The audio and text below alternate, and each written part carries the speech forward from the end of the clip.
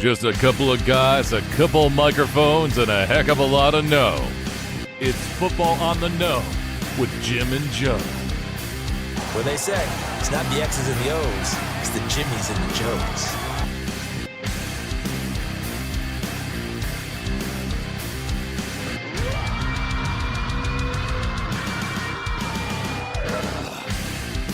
What's going on, everybody? Welcome once again to another episode of Football on the Know. I am Jim McPhee, alongside of me, Mr. Joe DeCapita. Thanks for that warm welcome. Welcome back, Know-It-Alls, for another edition of Football on the Know Show. We are locked and loaded, ready to go. Going to review Week 3.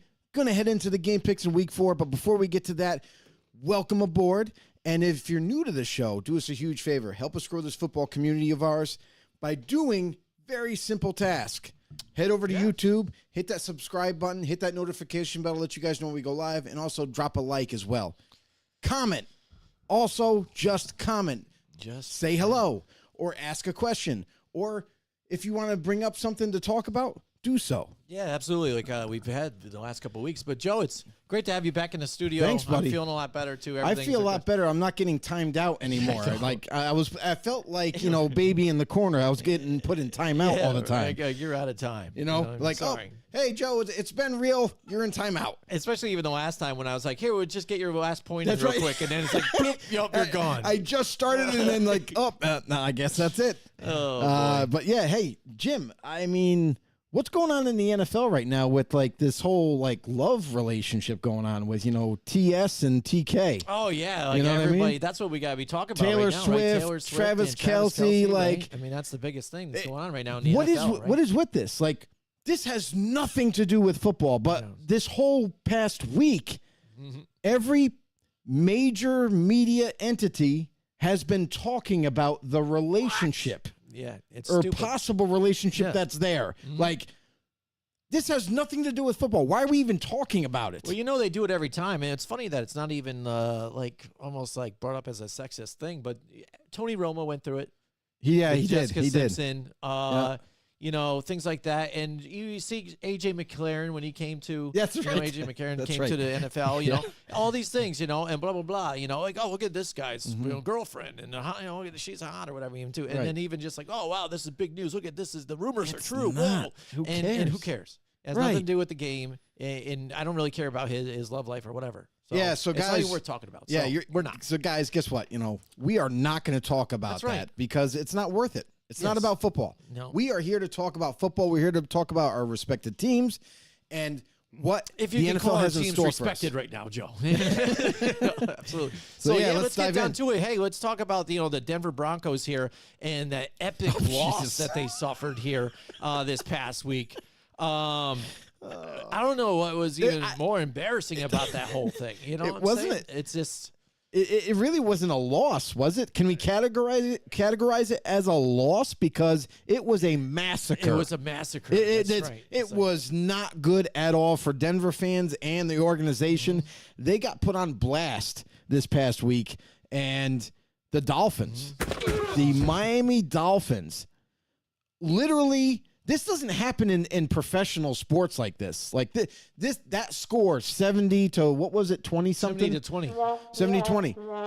That's a college football score. That's what you would see in college football, where one dominant team comes in and it's a little bit lower of a team, and they come in and just flat out beat them up and dominate them. Yeah. This is the NFL. You do not see scores like this. 70 to 20 in a professional football game. The Dolphins not only just beat them, but they demoralized them. And it was early on. It was over early. It was so early. And it was they could literally do anything they wanted on offense, and the defense just followed suit. They just beat them up all game. So, wow. All I got to say is, wow, what a statement game. But at the same time, let's think about it this way, too, is the Dolphins dominated a team they were supposed to dominate. The Broncos are not a top-tier team by any means. So they should have dominated them. We just didn't expect them to flat out blow them out of the game before it even started. Absolutely. We've got Paul Matty is in the house with us tonight. What's going on, Paul? He said Dolphins just scored again. There you go. Boom. Hey, how about that? They score in their sleep. Yeah, and it is. It's real bad. And what's kind of funny is it's some wicked karma, or I'm just not sure what's up with this, because remember in the offseason when Sean Payton came to the Broncos, was like, hey, it was hype there. This was the most, but he came out and bashed Nathaniel Hackett for what he had done wrong. I am doing everything opposite what Nathaniel Hackett has done because they just screwed this organization up. It wasn't the players. It wasn't this. It was them. They suck. I'm great.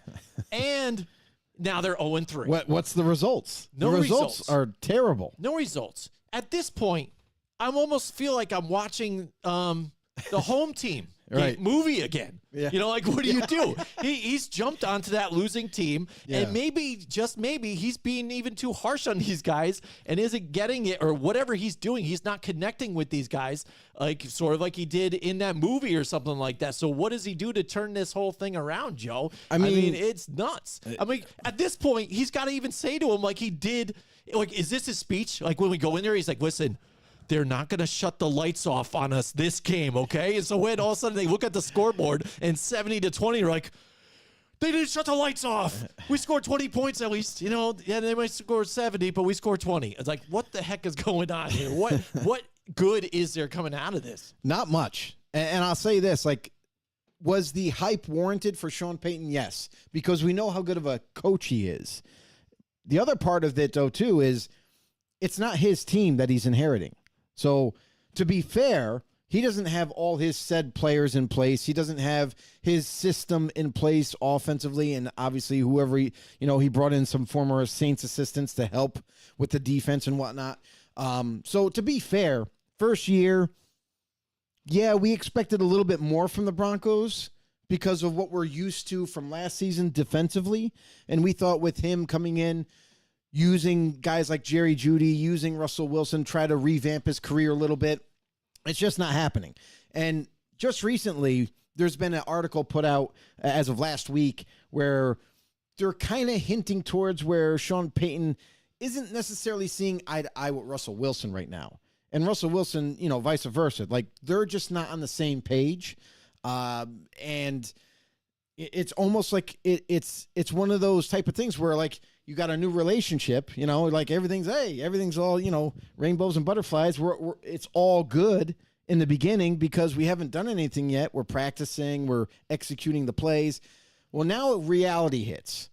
Now we're 3 weeks into the season. We got nothing to show for in the W column, and we're struggling big time. Not just offensively, but also defensively. Even though they've made some nice plays on defense, they're just not getting it done. So, there's a ton of, negative, views on the Denver Broncos right now, and rightfully so. Right. But it's not that surprising, though, either. If we take a look back at last season, we were disappointed. Now, just because one man shows up, yes, he's a good coach. But again, he's inheriting this team and trying to make something out of nothing, and it's just not working. Well, on top of it, he brings his own guys and his own coaches in this thing too, Joe. I mean, you got to look at Vance Joseph, and the fingers are starting to get pointed there, because if you look at their defense too, on top of it, they're last in total defense, yards allowed per play, run defense, yards allowed, pass per play, passing yards per play. That's just last. But then if you look at everything else too on top of it, they're 31st, 30th, 29th. So you said defense made some plays, but then they've been bad. They've just been flat out bad, and maybe there are a few little highlights, but they're horrible. Right, but that's also because the offense isn't scoring points. If you don't have anybody scoring points, your defense is on the field all the time. They're getting fatigued. So they can't really make everything. It can't just all be on the defense. Yeah, they got poor rankings. You're absolutely right. But part of that is because they're not scoring. They're not. The defense doesn't have hardly any time to rest. You know what I mean? They're going 3 and out more than they're even getting in the red zone. So all the pressure's on the defense at this point. And until they're able to start putting points on the board and sustaining drives to at least rest the defense and come away with some kind of points to where the defense can be like, all right, it's not for nothing now. Now we go back out there, we do what we do, and let's see how far we can take this thing. So until we get to there, the Broncos are going to continue to struggle until they figure that part of it out. Mike Tackett just commented, he said, $296 million to go 4-14. Broncos country, let's ride, clown face. Yeah, and that's the thing.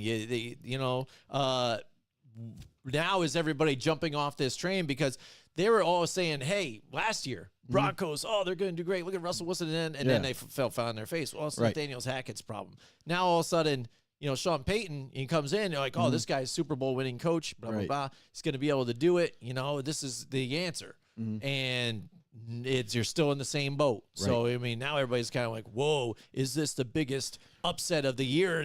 They're going, 0-3 right now. Oh my gosh, but maybe we just looked at it and said, "Hey, this was a growing team that needed to get some things going." And then now, say they're going to face the Bears this week. Yeah. Both 0-3 teams. One of these teams got to go 0-4. So if it is, in fact, if they cannot beat the Bears, who they just got kind of embarrassed here too by the Chiefs, then they're 0-4. Then what happens? Do they go and try and make trades and start to go try and fix this organization early? I mean, do they go by the trade deadline, try and get rid of somebody like Justin Simmons or something like that, try and get some kind of picks or whatnot? Because maybe, Sean Payton's going to do whatever he can to try and turn this thing around. He doesn't want to be the laughingstock of the NFL. No. And he's got a big ego. He's kind of, like you said, even though, too, he inherited this, and it was the last 2 seasons here, or at least the repercussions of going and trading and getting Russell Wilson and not having that draft capital. Definitely.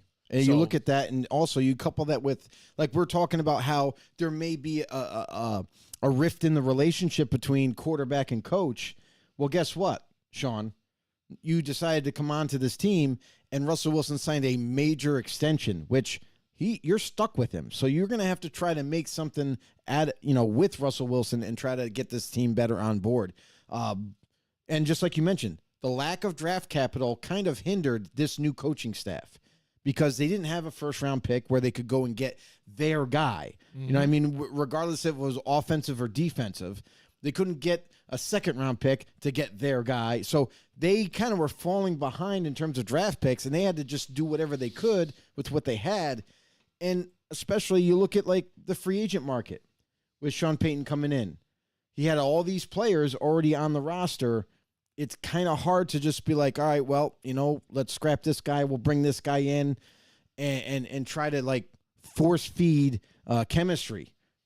It just can't be done that fast. So it's going to be a process for the Broncos, and the Broncos fans out there, I know they're unhappy. I know this is not what they expected, but it takes time to build a team. So it looks like it's going to take a lot more time than what we initially thought. All right, Mike Tackett says, was John Elway the issue in Denver? Russ needs to restructure, and Denver needs to go after playmakers on defense to slow down that KC offense. They are not going to come close to Kansas City. That's just plain and simple. They don't have the personnel to compete with the Kansas City Chiefs. Even if they were to go for some so-called playmakers and try to make maybe a trade here or a trade there, it's not going to be enough. Like whether it be defense, offense, whatever. John Elway was the issue. Absolutely, we talked about it at nausea when Elway was the GM and how his failure he just couldn't find a franchise quarterback in the draft. He drafted 2 times a quarterback, and they both failed.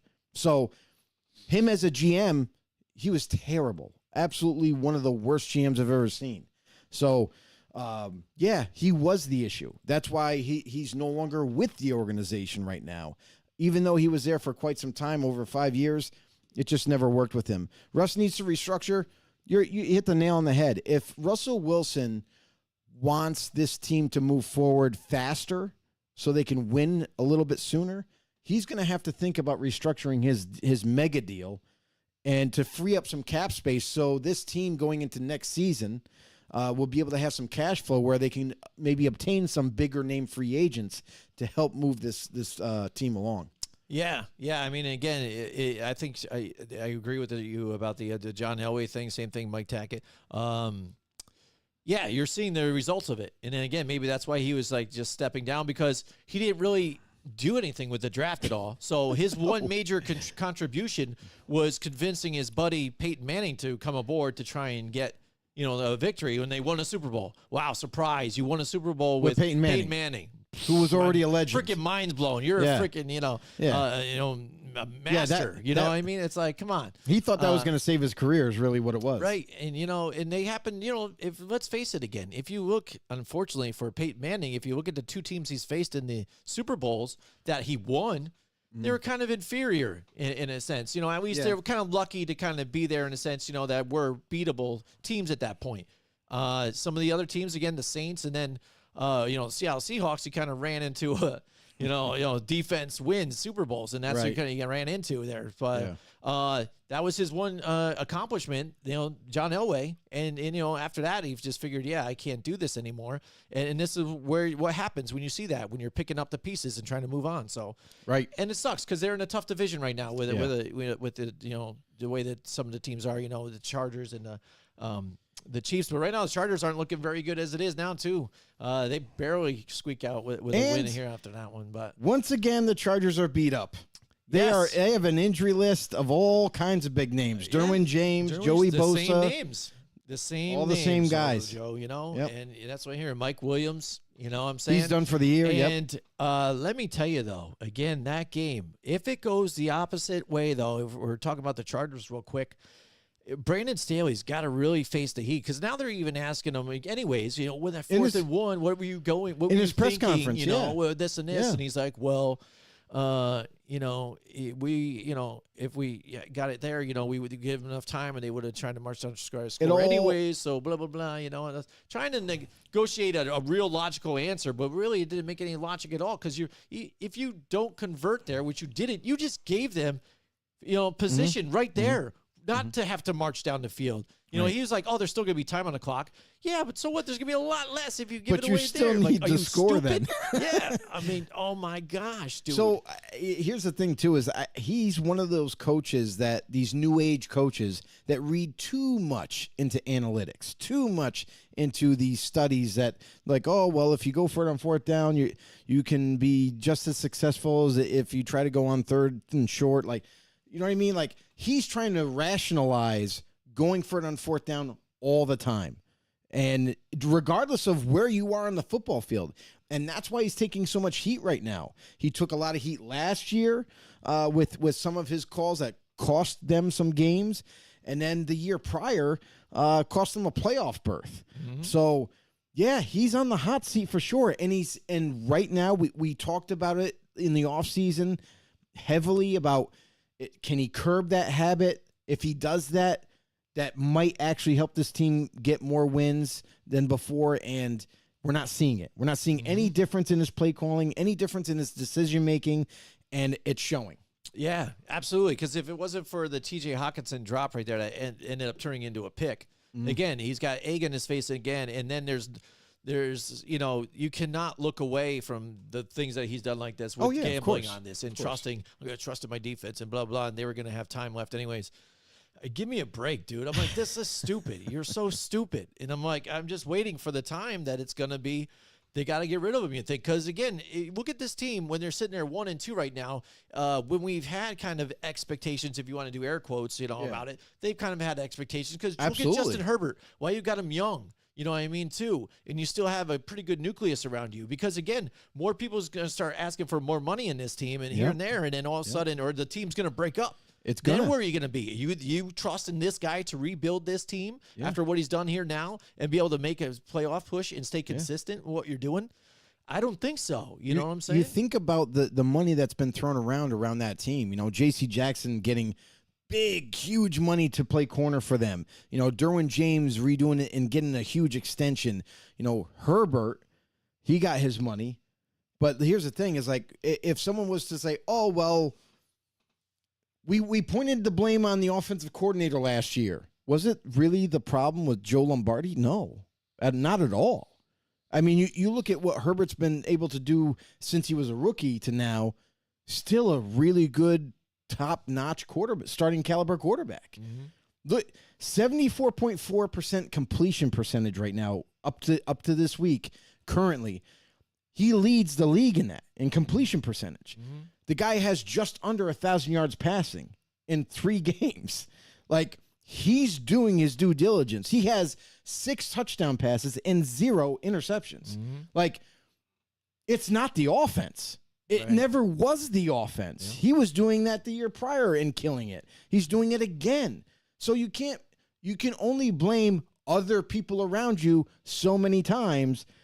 Now what? Now it's, once again, it's back on Staley. It's back on in his lap right now because of his decision making. And it just keeps rearing its ugly head every single week. Mm-hmm. And he just keeps sinking lower and lower. There's only a matter of time until the ownership group and everything are going to be like, you know what? We're not winning because of him now. He's costing us games. It's not our players. It's not who we have there. It's him. Mm-hmm. So I think he's one of those coaches. We talked about it last year about would he or wouldn't he get fired in the offseason, and we were like, well, maybe not this year.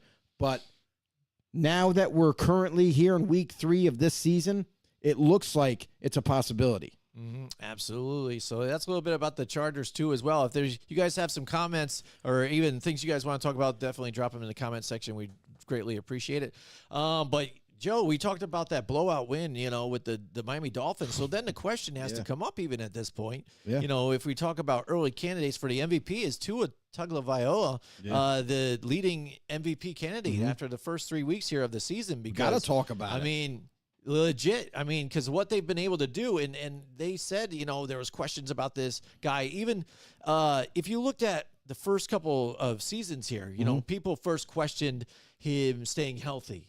You know what I mean? Okay, right. Oh, well, of course we did. What did he do? He, especially this season, started bulking up a little more, doing the jiu-jitsu and everything too to help things, learn how to fall to keep himself healthy on there. Mm-hmm. Okay, check. Bang. All right, so next thing, all right, try and keep the ball secure, not do turnovers, because again, when it got into crunch time before with the previous regime, they threw in Ryan Fitzpatrick when it came down to crunch time, and he wanted the veteran to try and win you the game and pull him out. So what does that do for a confidence of a quarterback? You know what I mean? Right. He has the confidence and to keep moving forward, and then now to get the weapons that he had too. That was the other question from last season. What do you do now that you have a few weapons? You light it up. And that's what, and not even, different from what they did last year. They're doing it even more this season, man. It's just crazy how unstoppable this team looks, to where they just look like the juggernaut on here. And it's not even just the offense as well. The defense is doing it, on the field too as well. So, I mean, all together, when you look at who's the strongest power coming out of the AFC, you got to really take a hard look now at the Miami Dolphins and really give credit to what this kid has been able to do. Yeah, and not only that, but give a lot of credit to Mike McDaniels, who's calling the plays, and very creative offensive mind, came over from underneath Kyle Shanahan's wing, and this guy is just flat out killing it with play calling. Because the other kind of nuance to his philosophy is speed. Because you look at all their positions that they have. They drafted Jalen Waddle, pretty fast guy, can run great routes. They trade for Tyreek Hill. We all know him. And then they drafted this year a guy by the name of Dave Achane, running back, who debuted this past week and absolutely slayed it on the ground. Like, him and Mostert together were running at will all over the football field. We're catching passes and running with it. Like, they came out like gangbusters on offense, and you could not slow them down, stop them, anything. They literally did whatever they wanted, and that's big props to Mike McDaniels and his creative offensive play calling as well. To go with all these players that he has at his disposal, the offensive line is upgraded and playing way better. And in Tua, they're being able to protect Tua. He's only had a handful of quarterback hits. Only for a handful of hits here too as well. Yeah. And it's like, it's insane to think like what this offense is capable of right now. We're only week 3 into the season. And if Tua's able to keep the stats going like he is, and this team to stay pretty healthy, and Tua can stay upright, they're going to be dangerous. Yeah, he's only been sacked once. And if you look at his stats, soul stats on his own here, let's take a look at it. He's got a 72 out of 101 for a 71.3% completion percentage. Yep. He's fifth in the league in that. There. Yeah, in passing yards, he's 1,024. Second in the league in that. And he has 8 touchdowns and 2 INTs. We got touchdowns. I think he's second in that as well. Kirk Cousins in that, I think too, right? And there he goes. And then interceptions. He's tied with like everybody in the bottom half of the league. You know what I mean? So he's doing a good job protecting the ball and not turning it over. The only other thing is like you mentioned, like fumbles, right? Like in the pocket or him trying to escape maybe. Yep. Ball security there. Ball security there. He's got to work on. And then you go like let's look at QBR. Yeah. QBR in the league, he leads the league in QBR. So right there and then, just like the reason why we're bringing it up is Tua's on pace to slaughter stats and really kind of make a run at this MVP. We know it's early. We know it's only after week 3, but it's hard not to look at this guy and this offense and say, yeah, he's a candidate for sure right now. Yep, and Joe, I mean, I'm going to give you that little tidbit that they do on, every now and then too, but I had a little thing at the bottom of that. It says tied for the longest winning streak against Super Bowl winning coaches, actually, too. There you go. I mean, they're getting it done. Tag that onto your little resume, too, as well. Right. You know what I'm saying? After defeating Sean Payton. So, Greg Schreiner's in the house with us tonight. Greg? Mr. Spadass himself. Yeah, he goes, I hate seeing it. Those Dolphins are on fire right now. I hope it was a horrible Bronco defense that made them look that good. Well, honestly, they just flat out just made them all tired. They tired them right out by the end of the game because they were too busy chasing them all over the football field. So that's the game plan. I don't think the Broncos defense is a horrible defense by any means. I think they're still a really good defense. It's just they don't have an offense to back them up. So Buffalo Bills, Miami Dolphins. That's this week. 1 o'clock game. That is. Greg, I know that this is going to be a battle for both teams, and we're gonna dive into that when we get to our game picks. Yeah, I mean, but again, when you look at this thing and what happened with the Broncos too, as well, and they are just demoralized right now. Did you see the Garrett Bowles interview? He's just he is tired so of losing, like aggravated and pissed off, and he's like, I'm just tired of losing. I can't stand it anymore. And this kind of resonates with the whole locker room too. He's not the only one that thinks this. You can only imagine guys like Jerry Jeudy, who came from a winning college football program, who is disgusted with losing. Everybody there, Patrick Surtain, you name it, they're all upset. So at some point, there's got to be a breaking point because you don't want to lose the team. You don't want to lose the locker room. Sean Payton is a very good coach, but like you said, so in his earlier years as a coach, he had an issue with having a relationship with players and treating them basically like robots. Is that kind of creeping back in now because he took some time away from coaching? Now he's coming back. Is he still into that rough and tough love type of thing where it doesn't matter to him? That's what I'm saying. He might have to go back and watch home team and see what he did wrong. You're like, hey, what is it now? But and that's the thing is if you are starting to lose the team, which I don't think it's happening yet, but it's on the brink of it. You know what I mean? When players are starting to actually talk in public now, how disgusted they are of where they're at, that's not a good thing. So you don't want to lose your key players. Justin Simmons, we know like a year ago, was looking to maybe test free agency, got the franchise tag, still remaining in Denver. Now, does this kind of make him think, I definitely want out of here? Like, as soon as I can, I want out. Greg Schreiner also says, he goes, I'll be at that game. Wow, that's a great game to be at. Dude. Man, it's going to be awesome. Yeah, home crowd better show up on that one, too, because it's going to be tough here. Oh, they will. They're the Bills fans are great. They definitely show up. Yeah, I mean, so that's going to be awesome there, too. I mean, that's probably going to be the game of the week here, especially for the early game. It's a 1 o'clock game, right? There's a lot of 1 o'clock games. There's only 3 4 o'clock games, and then you got the night game. So the majority of this week is all 1 o'clock pretty much. Yeah.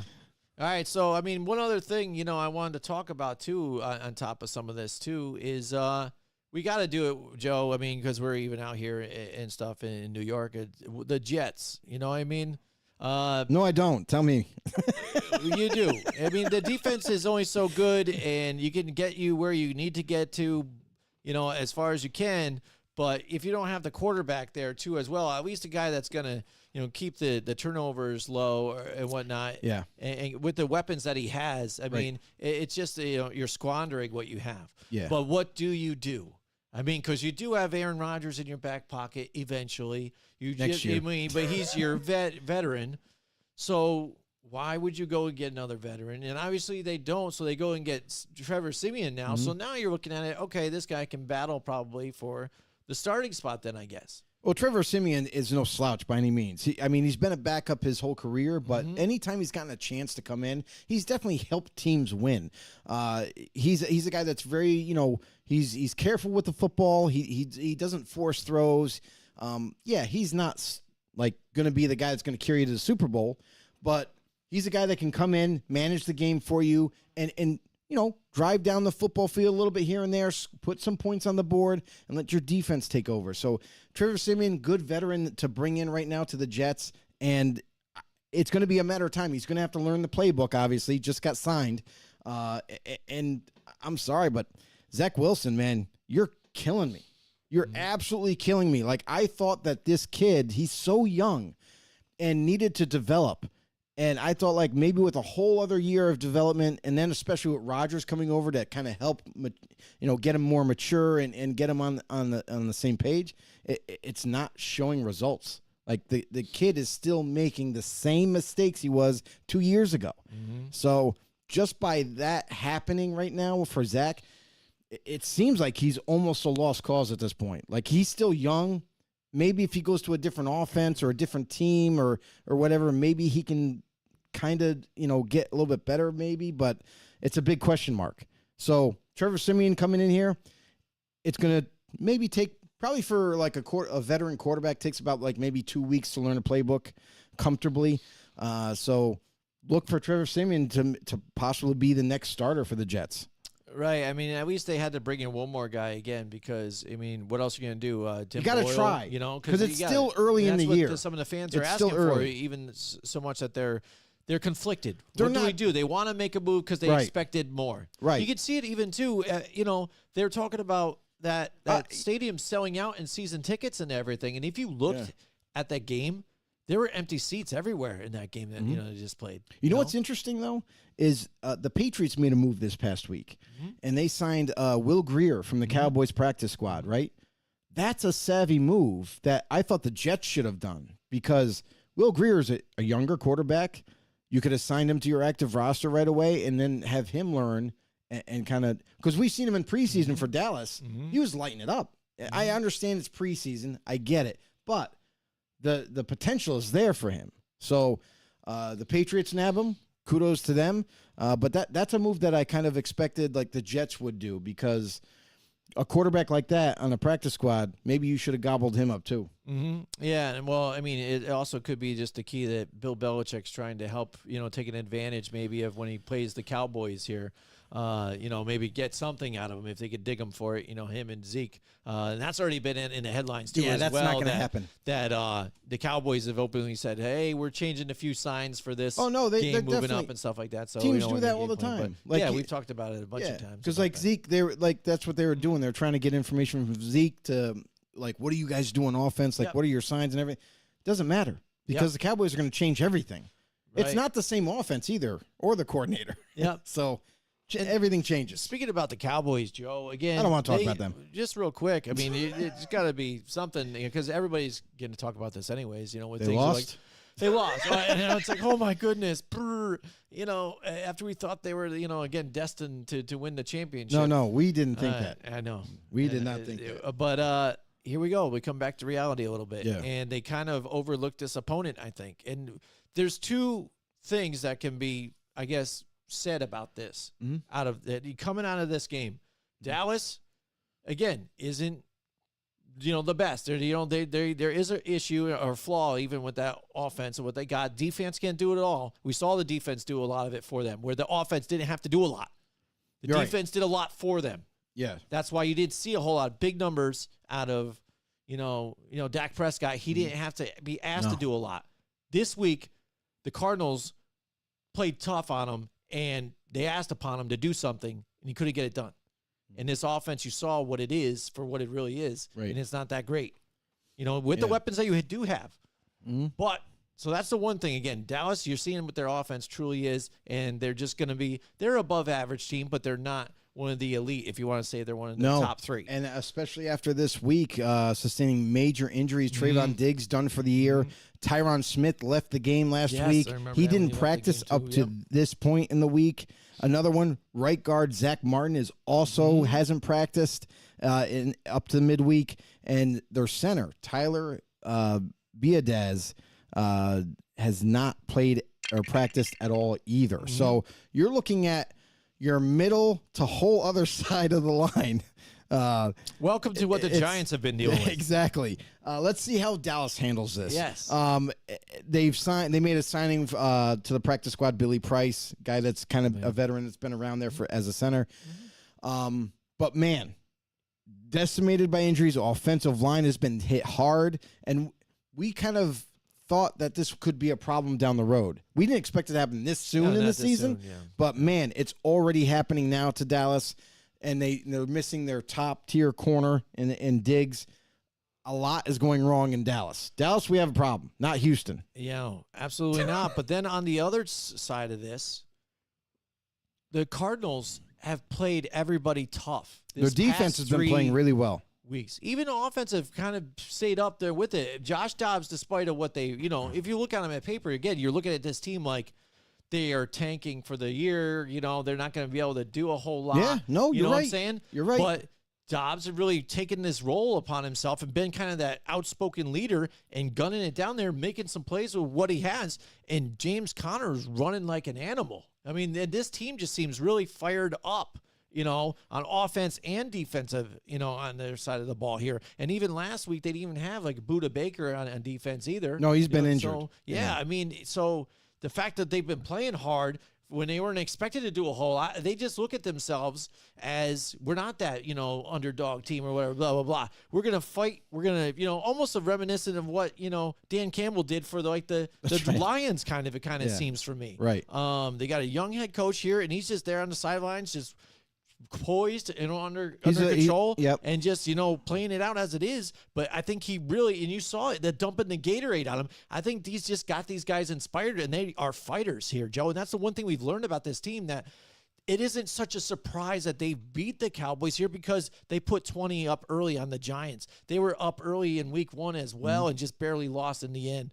And then right here, they put it to the Cowboys. The Cowboys weren't able to answer. Yeah, and Dobbs, I'm going to be honest, Dobbs, I'm actually surprised about how well he's playing. He's been a backup forever, you know what I mean, in this league, and has never really gotten a shot to be the guy. Like, we've seen him with the Steelers probably once, and it didn't look very good. But with this Arizona team, I mean, Dobbs seems to be taking control of the offense, distributing the football to whoever's open. He's not trying to push anything or make anything happen. Protecting the football. He's doing a lot of good things in this offense, and that's kind of what's leading and helping them score points.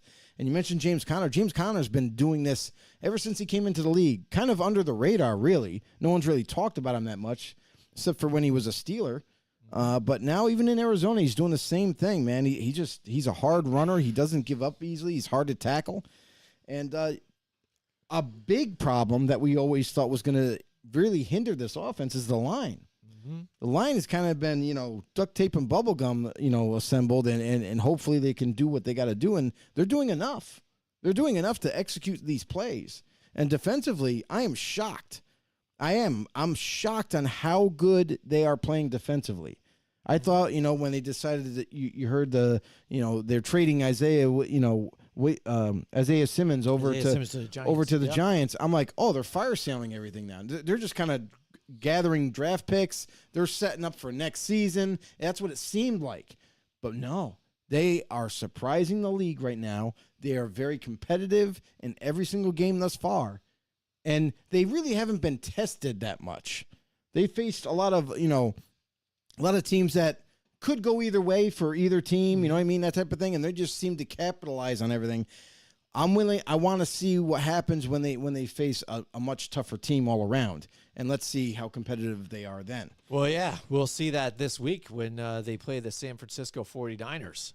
I think that might be a little too tough. that might be a little bit more too tough. Yeah, because in week 1 they played Washington. Yeah. You know, so they face teams where they could go. Let's see what happens. Maybe not this week. This week, I don't know. Actually, you know what? No. Let's see what they can do against the Niners, because here's the thing: is playing the best. Let's see what you do against the best. Like as fans, or as people that do different shows and everything, and they analyze these teams. Don't be so quick to judge, because we were quick to judge in the offseason and said, well, there's no way. A few different things. They don't have Kyler Murray yet. You know what I mean? They don't have Hopkins anymore. Like we listed all these reasons, and they are superseding our expectations right now. So the Niners, usually these rivalry games, they're always close. They know each other. So we'll see this week. We'll see how hard they play. Yep, absolutely. Yep. So Greg, if you're still there, I got one request for you. Oh, there you go. Going out to Buffalo, right? Tell all your Bills fans to go hop on the Football on the No Show wagon. There you go. Yeah. Have them go over to YouTube, hit that subscribe button, hit the like button. Also hit the notification bell, let them know when we go live. And if they're not big into YouTube, or if they don't want to follow us on Facebook and they're big podcasters, tell them to hit us up anywhere they get their podcasts. There you go. Way to find that spot to put that in there for the promo. You Joe. are I love welcome. It. There you go. Let's go. Yeah. So I mean, it was another good week. We saw some of these teams again trying to right the ship. The Cincinnati Bengals finally get a victory, but it was rough. Hey, I mean, how about those unis, man? Those white unis, they were nice. I like the white tigers. I like that. I really like the white tiger unis. That was good. Man. It's really, especially when the fans too. They give out the shirt or whatever to do the whole whiteout. Right, and stuff. right. The whiteout is great, but that's what I mean. This is a team that's won. Well, they were 0-2, and that place was packed. The jungle was packed. The Jets, again, was that their home opener? It was their home opener. Yeah, that's why. You know what I mean? It's just people bought season tickets like for that. That show up for that. It's just you got to support your team. Greg just goes, ha ha. He goes, I'll tell them all. I'll tell them all about it. Tell them all. I appreciate everybody. As you body slam somebody through a table. That's right. Or drink out of a bowling ball. Yeah, anybody you see, make them go jump right on there and follow mustard us. guy. Let's go. Tell him. There you go. Get them all. All right. Yeah. So I mean, again, one thing I did notice with Cincinnati, again, they did what I told them to do too, Joe. They started to run a little bit more of Joe Mixon, and look what you get. A little bit, be a little more balanced. But still, Joe Burrow's looking a little rough, Joe. Again, he says maybe that knee is just really bothering him that much. His calf just missing. He really got beat up in that game too. You saw him limping a couple times because he was being rushed and he kind of had to move quickly.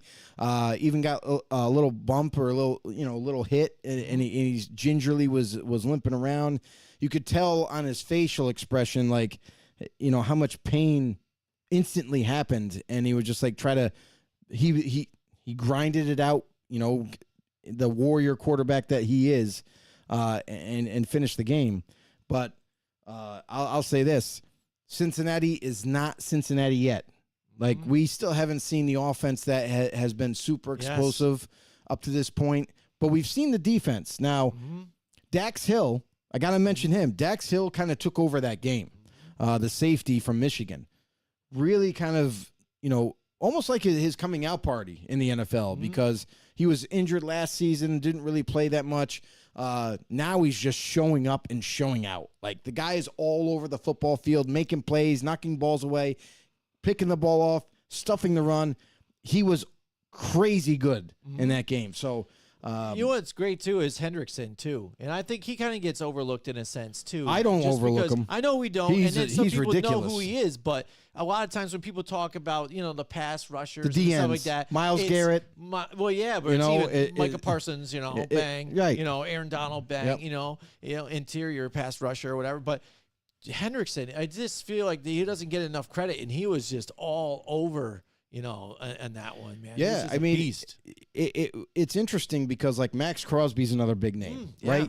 And Max Crosby is getting, I'm not double team, triple team sometimes. It's ridiculous, but yeah. But like everybody knows who Max Crosby is. Yeah. But Trey Hendrickson is just as good. Mm-hmm. Like Trey Hendrickson is just as good as some of these other elite pass rushers.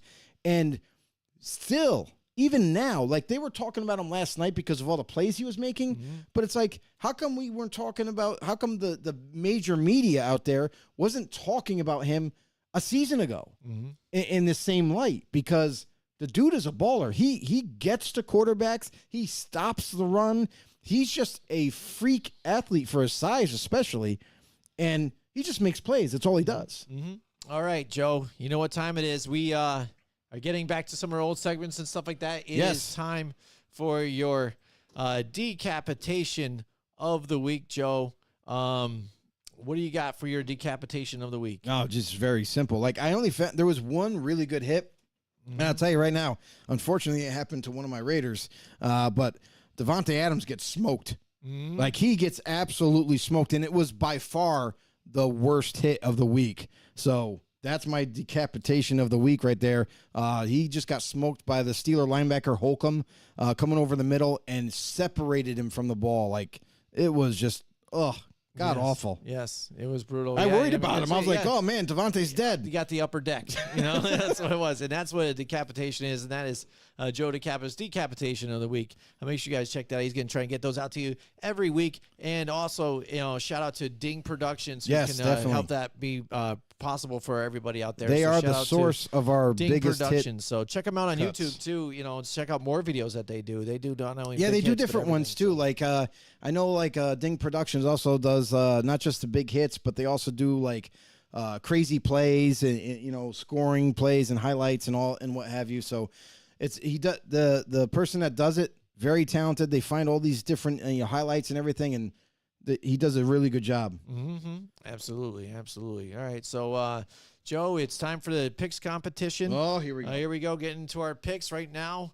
I was able to make up some ground. I'm only down by one now. It's 31-17 and 30-18. So right there, it's early, but I gotta say that we get a feel for some of these. I have to say this. Like I said it off the air, but I think it's amazing on how good of a job we do with picks every week because unlike these so-called professionals out there doing these picks right before the games start, we're doing picks midweek before the final injury report. So we're like literally guessing what's going to happen with the injuries and trying to make these picks to the best of our knowledge. So absolutely. Shout out to us. Yes, well done. Yes, and we don't change them really usually too, unless there is some. Unless there's like a certain circumstance that pops up. All right, here. So play along with us out there. You guys, you got your picks. Sir. Play along with us here. So here we go. Thursday night, tomorrow night. We've got the Detroit Lions and the Green Bay Packers. And this is tough now because, again, you want to talk about things where we thought something might be, and then we're kind of surprised here. I am surprised on what's going on with the Green Bay Packers here. Yeah. In way, Jordan Love. Because maybe even, too, because I've heard what has come out of camp and what they think of him, and he took so long kind of be the starter. But maybe it was just Aaron Rodgers was just there and kind of keeping him down. Of course. And just the fact that he would not give this guy, a shot to do something. But he looks really good. He's got this team on his shoulders. He gets fired up and making some plays all around, not only with his arm, but his legs too on top of it. And even on the defensive side of the ball, not making too many mistakes. They've lost a few different guys on defense, but one true thing is, again, Rashad Gary right there making plays for them and getting it done. And they look really competitive, so that's what makes this game a lot harder to pick, Joe. Yeah, and right now, let's go to the injury report right here. For the Detroit Lions, David Montgomery looks like he's questionable for tomorrow night's game. I don't know if he'll play or not. The tackle and the guard for the Detroit Lions, both starters, Taylor Decker and his one crazy name, I'm going to call him Halapo Vaitai because his first name is ridiculously long. He's ruled out. So they're already missing a starting guard. Taylor Decker could be a late addition to play. He's questionable as of right now with an ankle. Cornerback Emmanuel Mosley, this guy still questionable. Like, we thought he didn't even start like week one. Like, so he's got to be close to coming back. Maybe this will be the game. But again, a little bit banged up there on Detroit. And then Green Bay, Aaron Jones with a hamstring is questionable for tomorrow. I expect him to play. I mean, I don't think that's going to hold him out.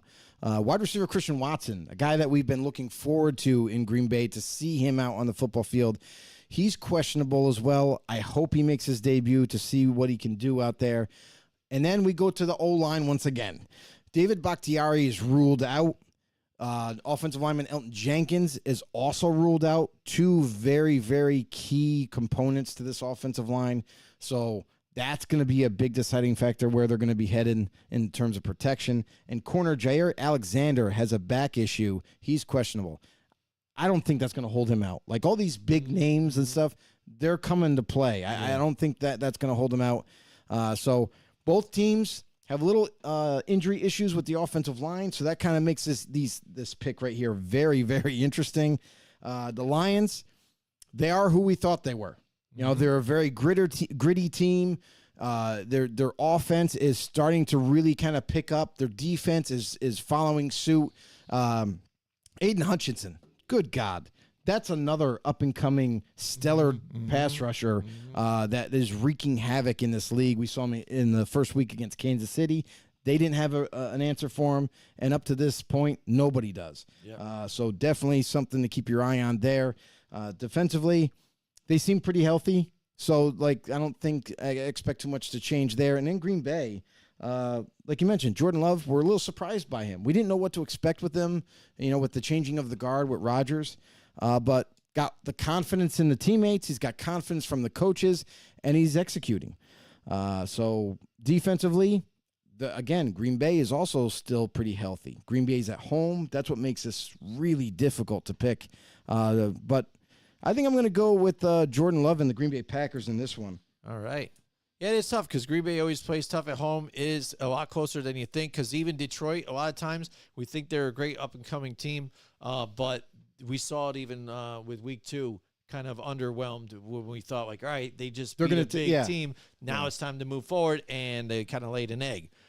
If they want to stay competitive, they feel like they're one of the top upper teams here and competitive and able to be a contender in this league, they got to beat a team like the Green Bay Packers.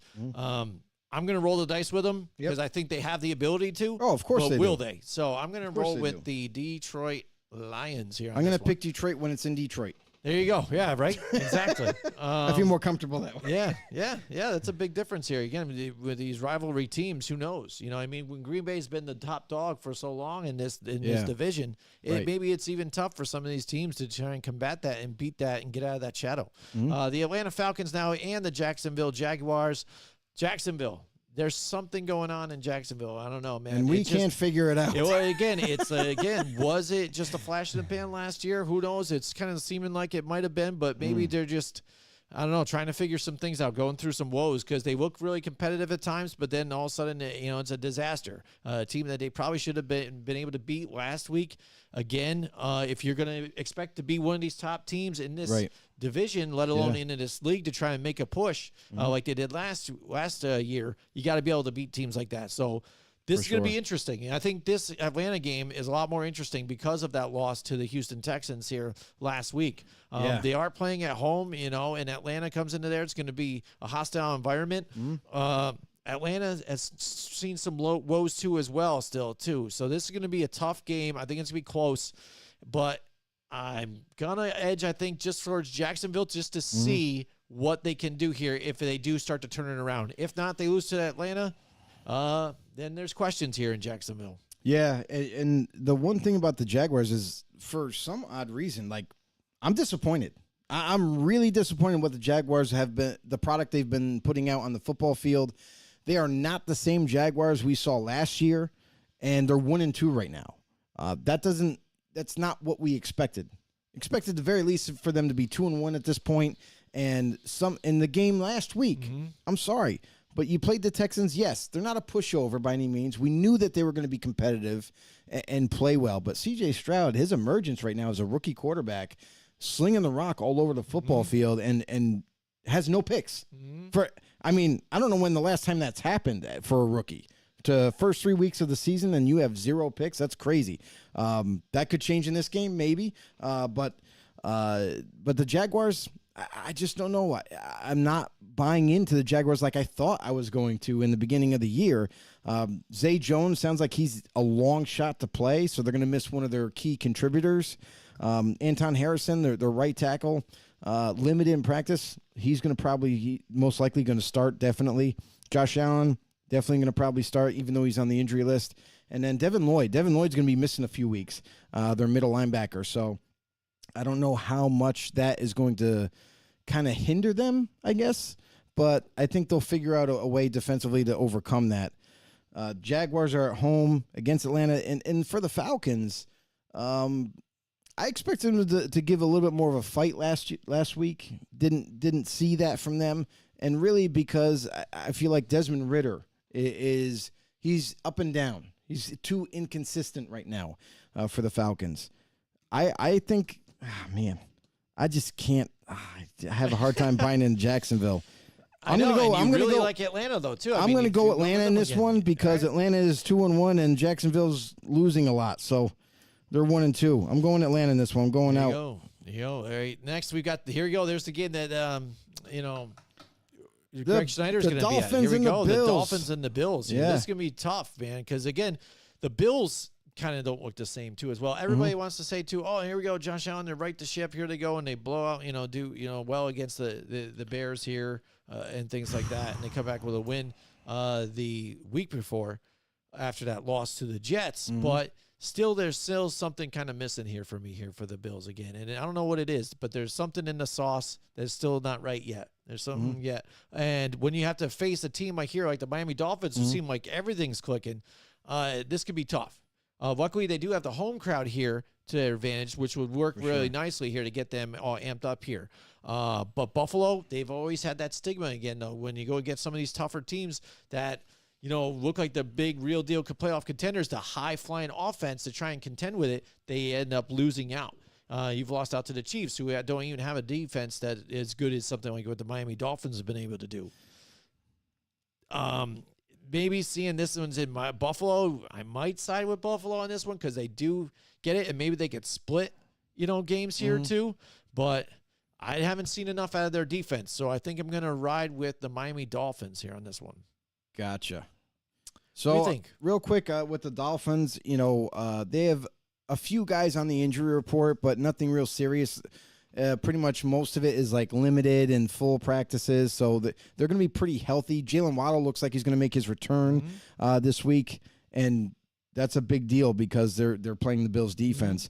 Other than that, the one key thing that I'll say that might be missing is Teron Armstead, their left tackle. He didn't practice up to this point, but that doesn't mean that he won't later in the week. So something to monitor there. And as far as the Bills, they're a little hampered by injury, especially on the back end of the secondary. Micah Hyde and Jordan Poyer also have not practiced up to this point this week. And Leonard Floyd, one of their pass rushers, is now out. Well, we got Greg chiming in here like crazy. Yeah, because it's his team. Here we go. He said, "I am also disappointed. I have Lawrence and Ridley in fantasy. Such bullshit." That's so funny. Yeah, I hope my defense is better than Denver's.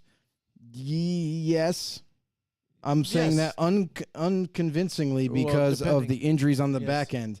Pass rush going to get to Tua and shake him up. We'll see, because I'll tell you right now, like the Dolphins have done an amazing job of protecting him thus far. But, hey, this is a division rivalry. Anything can happen. And with this game, I mean, in Denver or in Buffalo, I'll say this about the Dolphins. This is a huge thing in terms of scheduling. It's not happening in the bitter cold for Miami. Like, we are not into the very harsh winter yet in Buffalo. So I think that is a big advantage for Miami to come into Buffalo here. And I'm sorry, Greg, but I have to do it. I'm taking the Dolphins' hot hand right now to go into Buffalo and get a win. All right, there you go. And then next we got the Denver Broncos again, where we're going to see a couple of these 0-3 teams. I hate this game. I already hate this game right now. I don't even want to.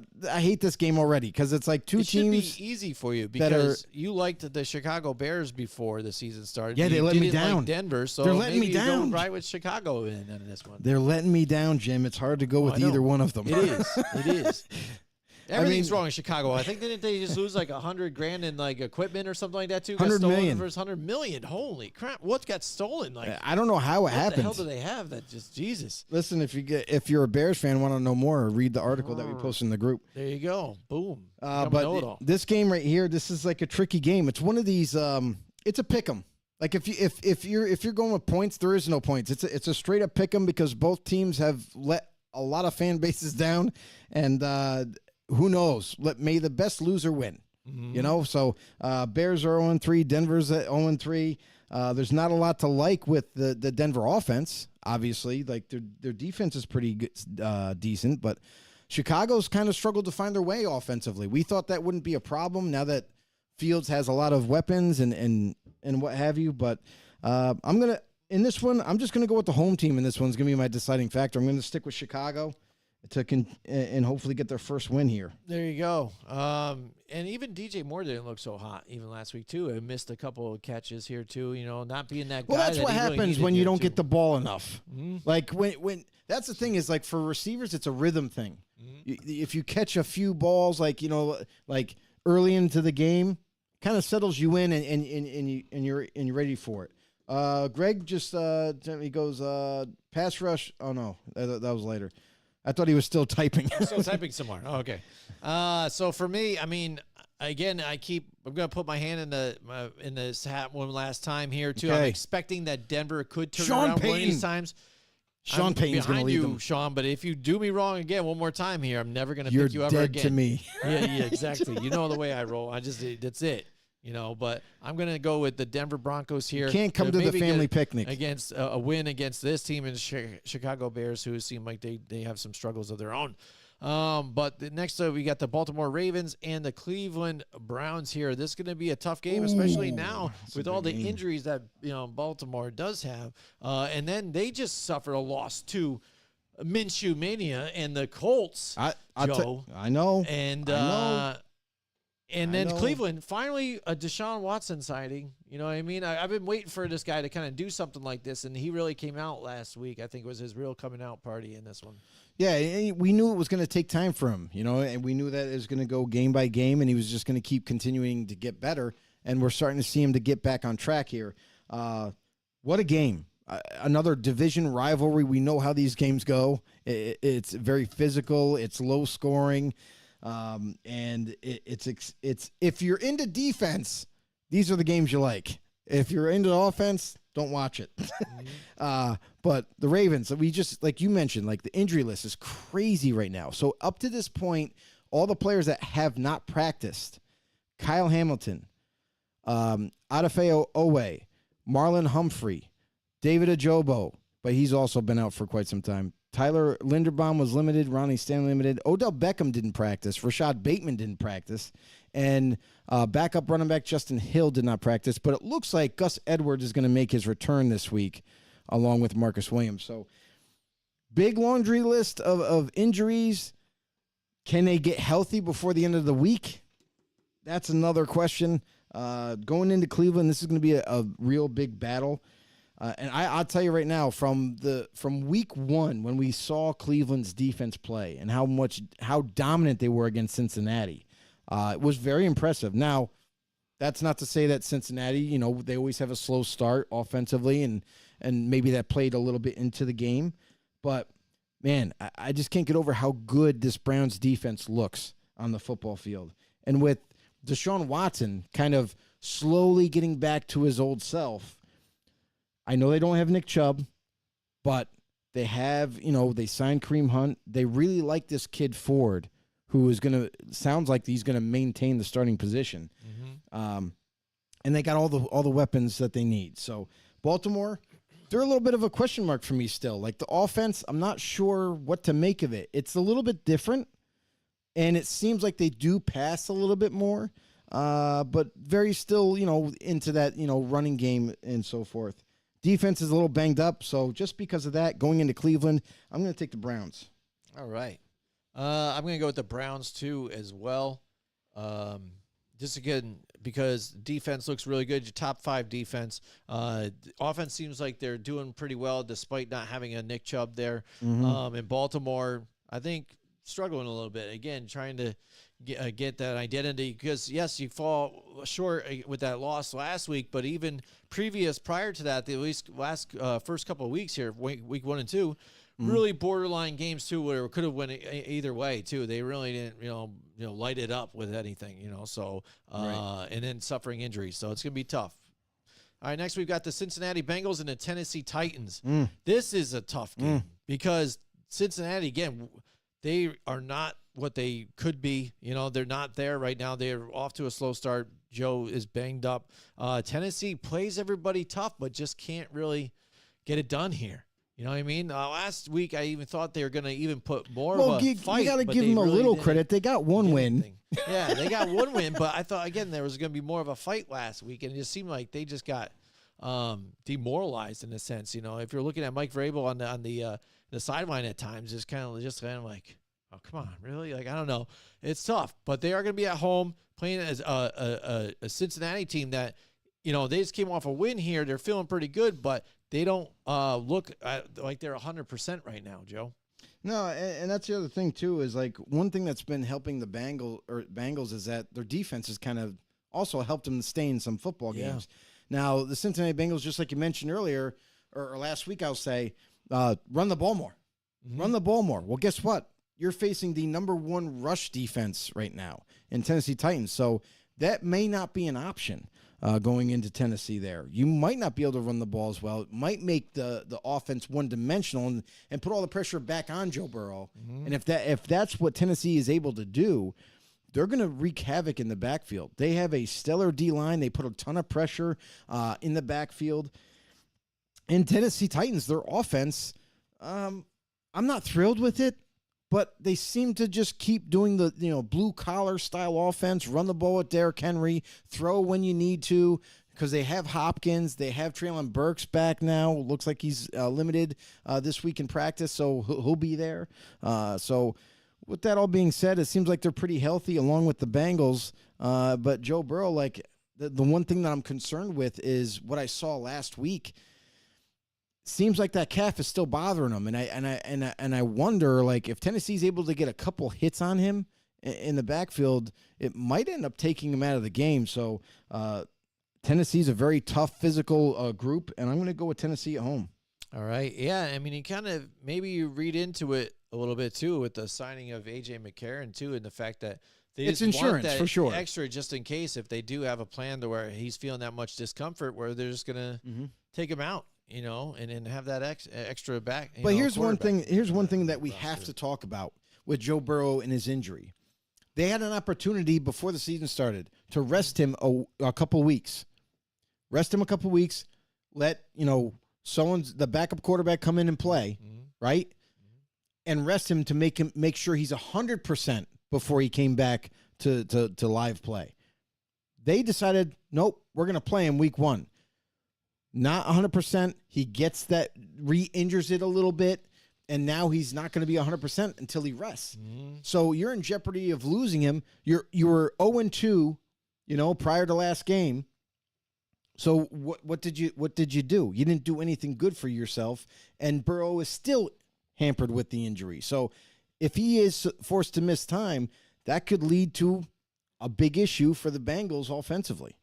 Yep.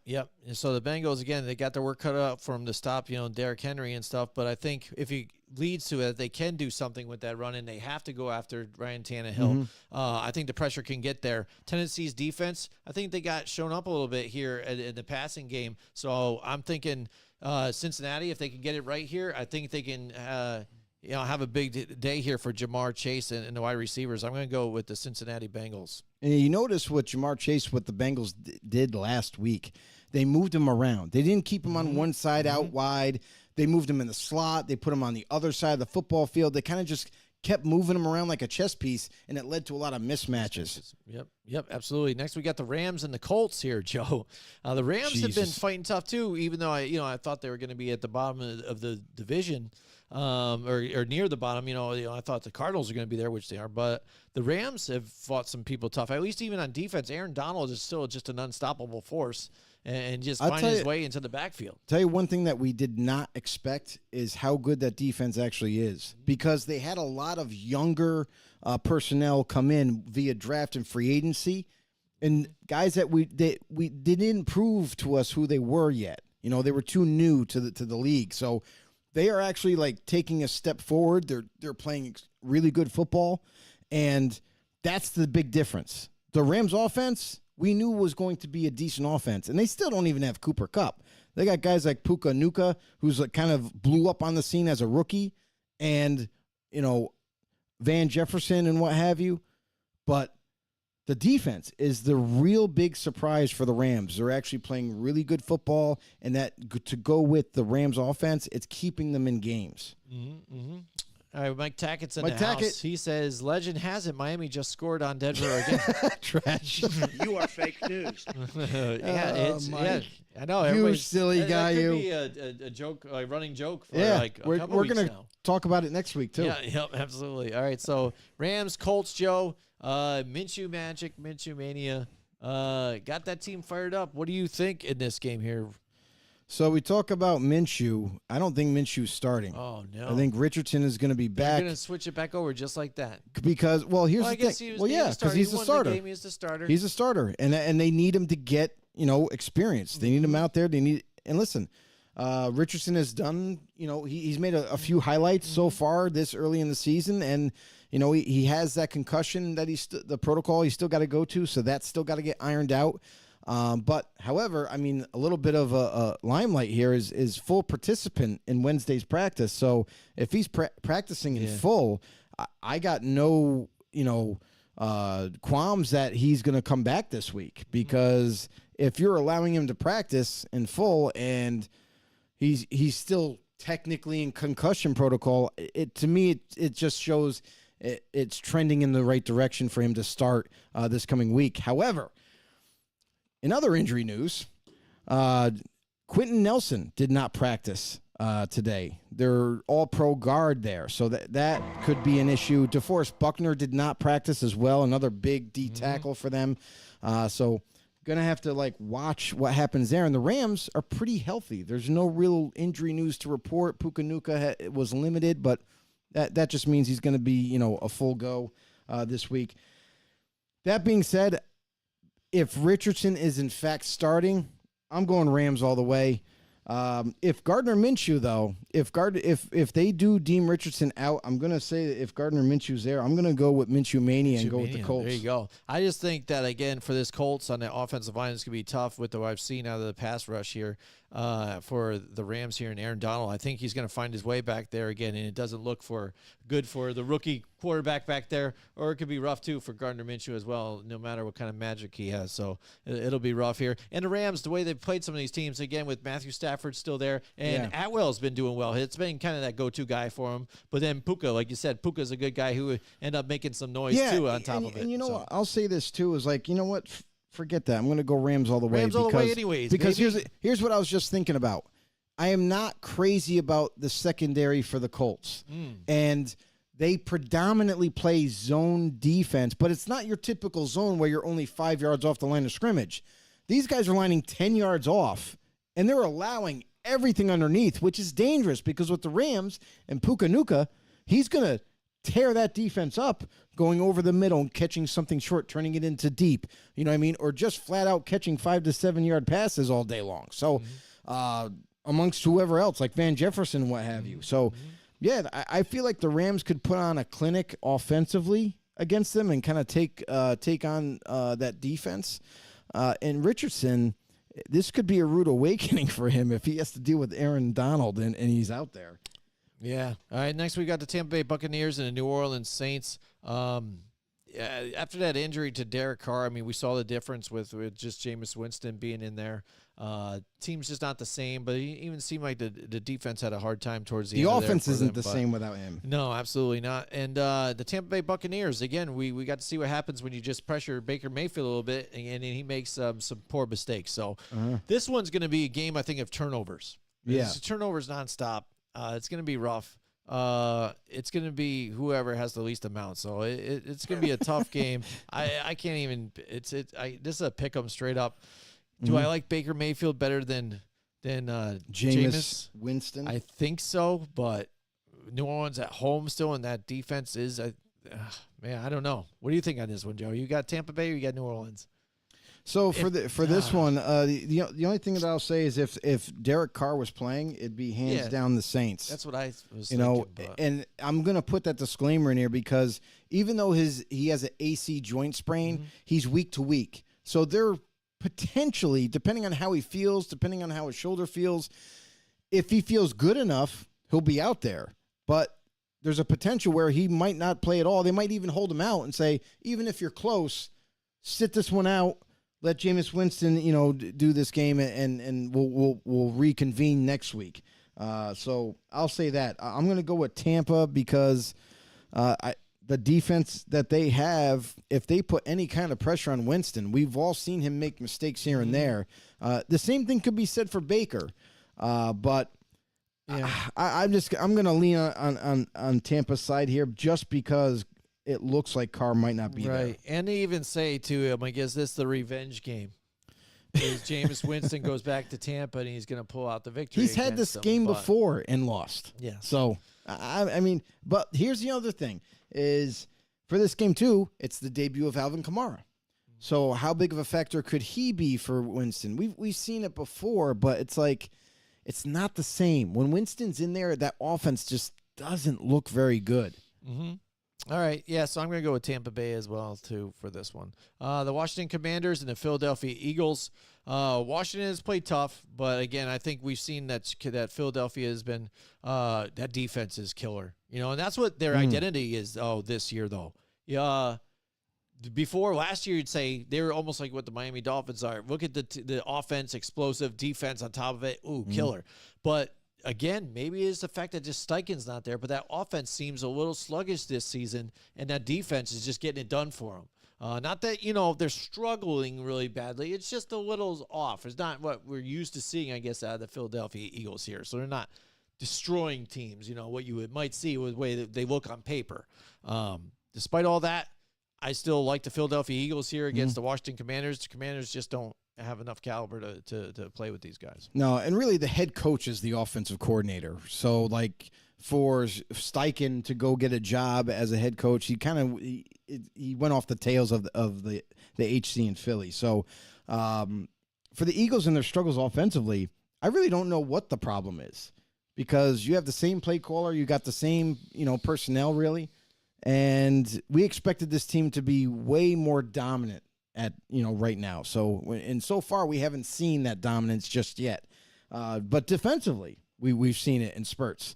They have a plethora of different defensive talents across the field. So no shortage there for Philly. Washington, even though this is kind of like an interdivision type of game, it could be close.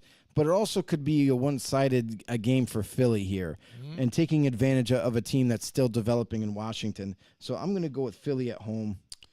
All right. Next, we got the Minnesota Vikings and the Curse Carolina Panthers. both these teams. 0-2 teams. Curse both of them. Or 0-3 teams, right? Don't like either one of them. Yeah. This is tough because Minnesota has been so close in every game and just can't get it done. And I feel bad for Kirk Cousins because he's running for his life. But, you haven't had your starting center either and stuff like that, so injuries on the offensive line. Defense was doing He's coming good, back, just by keep the him way. in there, but just those key mistakes that have kind of just killed them. And killed drives, and that's what happens. And, again, you said you're moving on from a Dalvin Cook and stuff like that, still trying to find an answer. Not having that security blanket is really rearing its head right now. But Carolina, I don't just think they're ready, though, yet again. They're still a young, fresh team trying to figure out what they're doing. Even though they're going to be at home, they're going to try and play tough. But I think this is the turnaround game for the Minnesota Vikings. I'm going to go with the Vikings here. This is an interesting game to me because last week we saw Justin Jefferson, get hobbled by an ankle injury, it seemed like. And he's not even on the injury report, which is interesting. So I wonder if, he's just good to go. But he's still got to have some kind of, something's got to hamper him a little bit. I wonder if they're just going to shoot him up with some drugs so he doesn't feel any pain at all to keep him going. But it could happen again in this game. He could get re-injured because if they lose Justin Jefferson for any amount of time, like this team is done. Like they don't have another go-to weapon besides him. And you mentioned the center and Garrett Bradbury. He's limited. It looks like he's going to be a full go for this upcoming game, which is a huge thing for the offensive line. But defensively, it seems like they potentially could be without Marcus Davenport yet again, Byron Murphy at corner, and Josh Metellus at safety. So that's something to monitor. And for Carolina, I'll tell you right now, Carolina showed me a lot, last week. They played very hard, very tough, and it seemed like that offense started to get something going finally. And the defense kind of fed off of that. They kept them in the game last week. I like Kirk Cousins in the Minnesota Vikings, but something's telling me to go with Carolina in this one. So I'm going to go with the Panthers. Mm-hmm. All right, next up we've got the Pittsburgh Steelers and the Houston Texans. Oh, this game after that victory, makes a little more intriguing because the Pittsburgh defense, they've been, what we thought they are. They're playing really lights out right now. They're getting the pressure, but that offense still struggling. Last week they were able to do some things. They were able to get, Carl Pickett's the ball at times. Freiermuth had some. So Kenny Pickett actually was able to get some passes completed and some touchdowns, but still, something missing, but I really like they were able to get the running game going, and they did a 1-2 punch, and more of that Jalen Warren has been amazing here, amazing piece for their offense to kind of create a little bit of a spark for them, somebody different than just your Najee Harris back there. So if they can keep that going, they're going to be competitive in this game, and I think they should win this game. But Houston, I want to put it past Houston to make this close and a really knockout game here, real close. So the Steelers suffered some injuries in last week's game against the Raiders. They really got their O-line beat up. So far up to this point, James Daniels, their best offensive lineman, did not practice up to this week. Their right tackle did not practice this week. Allen Robinson got hurt, did not practice this week. And their D tackle, Larry Ogunjobi, also did not practice up to this point. So they have sustained some injuries as of last game. Houston also did, but it seems like everybody for the most part is limited and returning. Houston, I'll tell you right now, I love what C.J. Stroud is able to do in this offense with Tank Dell and being able to attack teams deep, intermediate, and short. They love their running back Damian there to run the rock. I really like what Houston's able to do right now. I'm gonna go on a limb here. I'm taking Houston at home to get another W here against Pittsburgh. This is gonna be a crazy week at picks for us, Joe. It's gonna be absolutely nuts. But no matter what I say though, even when we do pick so drastically like this though, I'm like, it's gonna be like one side one way or something. Watch it be just a mixed hodgepodge. We're gonna split all the games. Mike Tackett also chimed in. Cincy is number 28 in points per game. That's 15th. Number 30th in yards per game. That's 244. And number 29 rushing yards per game, 69. Number 26 passing yards per game, 175. Can we lose the narrative that the defense is keeping Cincy out games? Yes. Yeah, there shouldn't even been a narrative about that. Yeah, I don't even think there should be a narrative. Cincinnati's, again, defense, top 16. They're 16th right now, with points scored, things like that. And it's not their defense. Their defense is doing just fine. It's really the offense is spitting and sputtering and can't get it in the end zone. Yep. And 10th in rushing touchdowns against them. So, not doing too shabby. And some things, again, we saw thanks, Mike, for that stat. Doing. Absolutely. He's there on the stat line for us every time. It should be known that it's just been kind of that off. It should be known, Jim, but that's why people come to us. And because we have to shed the light. Man. Mike Tackett's always been the OG know-it-all in this chat. Absolutely. Every single week. I don't know where our other OG is. Where's Tom Leiter on this? Hashtag know-it-all. I don't know. He's missing. MIA. MIA. There you go. Las Vegas here. He goes, for context, I was listening to XM radio, and they were blaming the D for their losses. You know what's funny, too, Joe? Oh, my God. Yeah. What? This is why we need to be on XM radio. Right? I think we do, because I just had Sirius radio now, because I got it with my Honda. From Mohawk Honda, by the way. How disappointed are you with what you heard? Some of the shows that are on there. Terrible, right? Oh, my gosh. There was one guy on there, and he was a host, so he was a little more, provocative. He was out there, and hey, and blah, blah, and he's talking to this guy.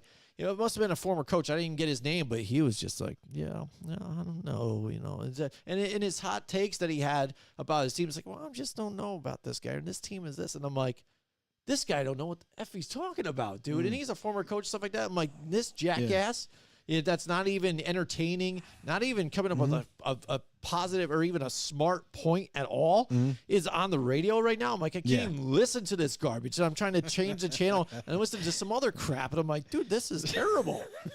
Terrible. I'm like, I can't find anything good at them on Sirius radio. You know what I'm saying? I'm like, satellite radio is supposed to have a hodgepodge of everything, that can maybe find. And I couldn't find anything good. I just can't believe it. But again, it goes to show you that.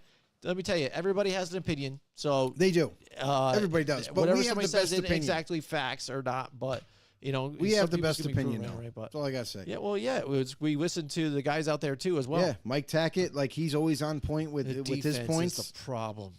Oh my! Isn't that funny? That's so hilarious. That's never once been said on this show. Let me look back at that crook. Just recap quick, because I can look at the last 3 games. Okay. Defense, they gave up 24 points, then 27 points. The first one was because of rain.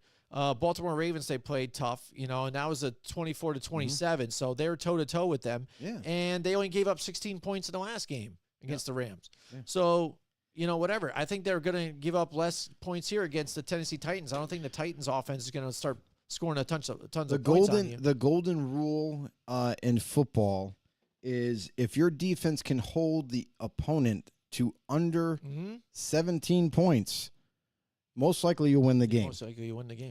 Yeah. So, the fact that Cincinnati's defense is getting the blame, which is kind of silly, because a couple of those games, yes, it's above 20 points they gave up, but if the Bengals offense has been struggling like it has, you're not really helping that defense. You know what I mean? They're on the field a lot more, so they're trying to make something happen defensively to help the offense out. So that's where it seems like the struggle is until the Bengals kind of get back on track and start putting up points like they were last year. I feel like that's why they're still going to continue to not necessarily struggle, but have a hard time. Yep, absolutely. Next game, we got Vegas and the Chargers. Take it away, Joe. Oh, what a great game this is going to be. What a slaughter this is going to be. Real big key here is Jimmy Garoppolo still remains in concussion protocol and is in jeopardy of missing this game. Now, what does that mean for the Raiders? Well, the most laughable thing in the universe is guess who the backup quarterback is? It's not Aiden O'Connell like it should be, the rookie in preseason who kind of shredded up defenses. No, it's Brian frickin' Hoyer. Brian Hoyer is due to be the backup behind Jimmy G. It sounds like if Jimmy G can't go, which this is just absolutely asinine, but Brian Hoyer, not Aiden O'Connell, will be the starter. And I think that'll be a huge issue for the Raiders on offense. If that is to happen, the Raiders have no chance at all. They're pretty healthy, so there's no real issue in terms of injuries, but I just think that they're poorly coached. They don't have the personnel, especially on defense, to keep them in games. And just because that alone, like you look at the Chargers right now, their injuries right now. Austin Eckler is limited. It looks like he's going to be coming back this week. But other than that, you got Gerald Everett didn't practice up to this point. You got Corey Linsley, the center, did not practice. Joey Bosa did not practice. Derwin James did not practice. So you see there's a few key players that haven't practiced thus far, could be in risk of missing this game. But even if all of them aren't playing, I still pick the Chargers in this one because despite the mistakes in terms of coaching for the Chargers as well, going for it on fourth down all the time, they're still going to be able to put up more points than the Raiders. They're still the Raiders defense will not be able to stop this team. So I'm going with the Chargers in LA to get the W. Enough said. There you go. Wow, Joe. Do I even need to cover anything? Yes. I think you pretty much said everything. Just say the Raiders suck. Raiders. Again, it's, what is it? What's going on with that coaching staff there? Yeah, it's tough because what's going on with the running game? Again, basically, a guy who's it's easy. been If you can't throw deep, you're not gonna push that defense back to get worried about the deep ball. So they're all playing short to intermediate defense. They're already up in the box, and if it is a run, they all just freaking crash down and stop the run. That's what it is. They're bottling up Jacobs because there's no deep threat. Deep threat. And it's not because of their weapons. Yes. They got good weapons to throw to it deep, but Jimmy G can't throw deep, and everybody knows it. There you go. Not a shocker. There you go. Yeah, I'm going to go with the Chargers at home, too, as well. Campaign to fire McDaniels. Let's go. He goes home now to mommy, and he gets reprimanded, and that's the end. Sorry, mommy. There you go. Mom. Take that, Josh. Ted Mosby. There you go. Ted Mosby, know-it-all, in the chat says right. 0-3 Skull. He's a Vikings fan. He's calling for another loss here. Winners don't use drugs. I think he's not that confident in his team. He's going. He wants them to be 0-4 now. What does he say? He said 0-3 with tears shedding right there with the emojis. Man, yeah. So he's a little upset right that they're 0-3. But I mean, to be honest, like, did we expect them to be 0-3? No. I mean, when Minnesota we thought was going to be one of those competitive teams for this division, and it doesn't seem so yet. But things could change. Maybe this is the turning point for them this week. And get in the W column there. But we'll see if that happens. Mm-hmm. Absolutely. Then he says, as long as JJ gets 2K, nothing matters this season. Well, here's the thing that I worry about with Justin Jefferson is I don't know how significant that injury he sustained last week. I know he's not on the injury report, but something tells me that could come back to hamper him if he gets hit low, where his ankle is or something like that to kind of re-injure it. That could be a big loss for the Vikings. He says Vikings fighting for third place. I mean, right now it's still early. Yeah. A lot of things can change throughout the season, so it's still early. Yeah, they're fighting for third place, but we'll see what happens. Right. And reported ankle/calf sprain. So yeah, it's something to monitor. Yeah, we've seen even this. We already know what kind of talent he is, but even it was really apparent, I think, week 2, and how big of they need him so bad. Everything, he's everything. And again, it was more apparent this week again because when it comes down to it, you had seconds left in the game, and you know what? I would have to put some of that blame on Kirk Cousins too, because I understand too. You don't want to throw behind the end zone, I guess, on that play. But he did have a guy underneath I thought could really catch and then get into the end zone. Was that Osborne? I'm not sure who or that was. It Justin? Justin might have been the rookie there. There was somebody that went underneath Addison, on like not a comeback, but pretty much like a hook route. It was Addison? Quick. Might have been. Yeah. He was there and could have pushed in to the end zone. Plus, you were so close, you could have even got a second off to get one last play real quick. The fact you forced it early, if you just didn't look, you looked a little bit because he wasn't getting pressured either. He wasn't like all of a sudden I'm under duress. I got to get rid of this thing. Right. Kind of forced it in there and made a mistake, but yeah. Ted right, just it was said, Addison. He goes, yes, you're right. Addison did a hitch route underneath. Yeah, and that's the thing. I think like he could have got it.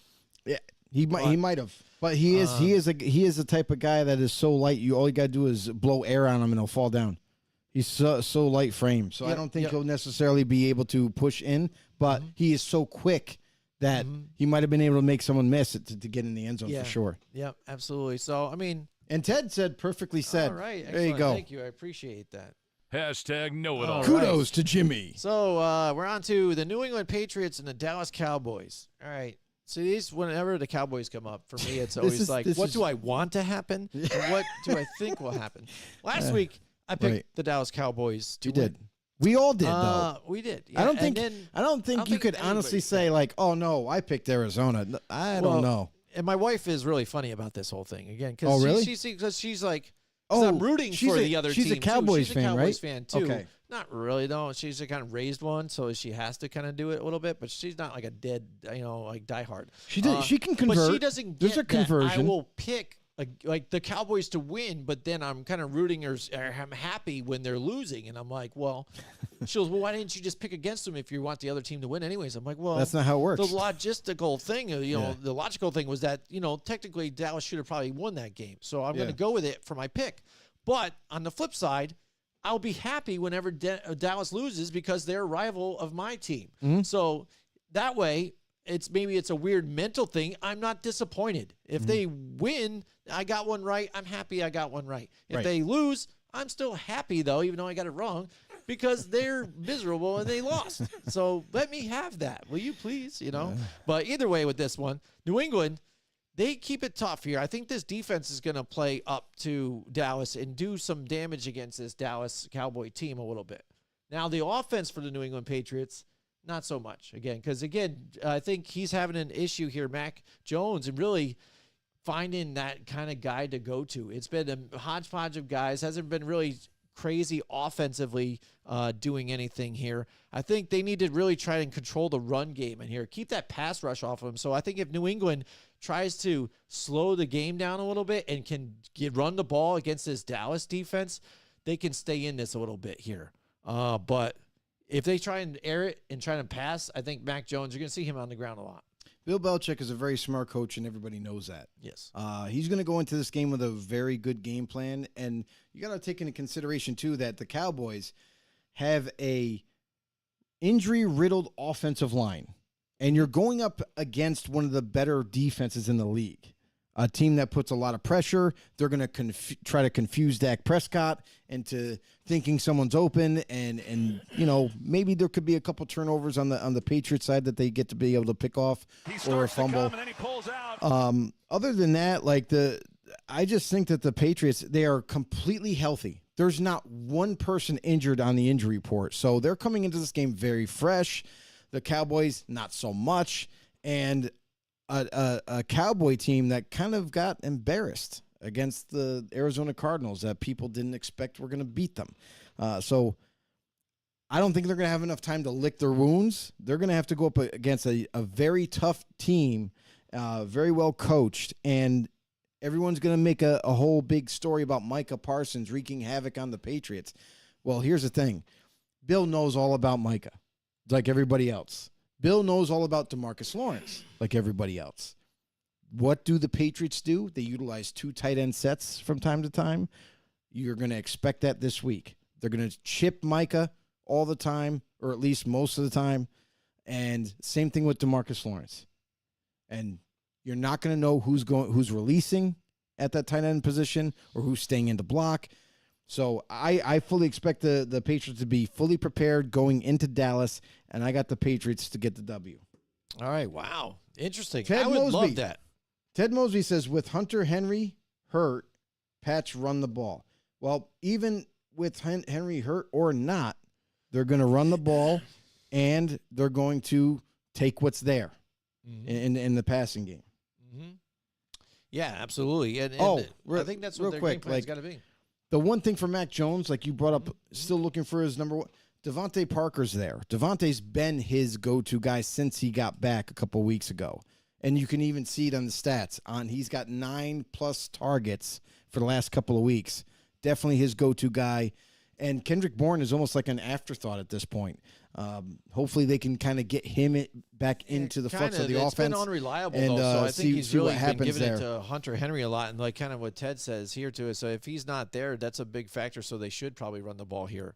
That's the only way. Devontae did a great job last week. I think that's the only way they have a chance. Over 100 yards, a touchdown. But I'm going to go with the Cowboys here at home to try and bounce back against a team. The New England, again, I think they're going to put it make it tough here. Mac Jones. I just don't think they have enough. Ted said Mac Jones had a 93 passer rating against the Eagles defense and threw for 316 yards. That is a great stat. However, boom, stat of the day. That's also, it's kind of tough because it's trying to compare apples and oranges here. Like, yeah, that was against a great defense for sure, but the Cowboys are a different team. They're going to do some different things. So we'll see how this game's going to unravel. It's going to be fun to watch for sure. And I hope the Patriots just freaking beat up on the Cowboys because I don't like the Cowboys. Yeah, me too. I'm not afraid to admit it. Too. Yeah, there you go. Next, we've got the Arizona Cardinals and the San Francisco 49ers. We talked earlier on about how Arizona, they fight. They're fighters here. They're doing a little bit more than what I kind of expected them to do here. For sure. And so even defensively, they've been that's one I think key point thing for them too, that their defense has been able to make some plays and keep them in the games too as well. You talk about their rookie, was it Victor Dimukeji or whatever thing is something like that? It's tough to pronounce his name, but he's gotten to the backfield a lot. Just missed a sack even last week, but he's already got 2.5 on the year. And that Dennis Gardecki, the long-haired, flowing white dude on their defense too, getting in there and making some big plays for them. Kind of like no-name dudes for some of these guys out there in this team, but. When we talked about how they're fighters, let's see how they stack up against some of these other teams that are tougher. Well, there's nobody tougher than the San Francisco 49ers right now with that tough D that they have here too. And Brock Purdy with not making any mistakes, just getting who he's got to get to. He's got the weapons around him. So that's what's great about having a Christian McCaffrey in the backfield here, and not even that. Do an Elijah Mitchell if you wanted to too. And it's funny how much they don't even use him enough. That they're after getting the bigger leads that they've had this year, keep running Christian McCaffrey. It's like all of a sudden he's got himself on his fantasy team. He's like, no, I need some more fantasy points. But this is going to be tough for them, but I want to see how they're competitive against these guys. Yeah. Either way, I've got the San Francisco 49ers, especially at home, because I think even they have the longest win streak at home consecutive too as well. Let's take a look at that one. But this is going to be tough hill for the Arizona Cardinals to climb, but I like the San Francisco 49ers, but I'm intrigued in seeing what they can do. Yeah, I love the fight that the Arizona Cardinals have right now. They're playing really good football. It's just they're being very good at executing their plays, offense and defensively. So that's a positive for Arizona. But they are facing a big challenge here against the Niners. I don't think that they're going to be able to overcome it because the Niners are going to look to kind of just roll through them and get the W easily. So I still think Arizona is going to put up some kind of a fight, especially early on. But I just can't pick against the Niners right now and how good of a team that they have. Ted says, if the 49ers lose, I'm a Cardinals fan. All right. You've heard it here first. You've heard it here first, everybody. There you go. He's gonna switch. He's gonna have to take a picture with with some Cardinals gear, and we'll put it on the page. Yeah, right. Like yeah, new. How about we do that? A new Cardinal has been converted. Yeah, there you go. Oh man. We have a new cardinal. It's like what they do for the Pope. The Pope, we're going to do a ceremony. Yeah, we'll have to run the smoke through the stack. We're definitely going to do a ceremony then. I like it. Yep. There you go. All right. Next, we got the Sunday night's game. Yes, it. Again, when the season started, I think, or before, they wanted this to be the cool game. And unfortunately, we're not going to get it. It would have been so good. Do you think they could have even tried to flex this game out, or do you think they just think this is still might be a closer game? Honestly, they should have flexed it with Miami Buffalo.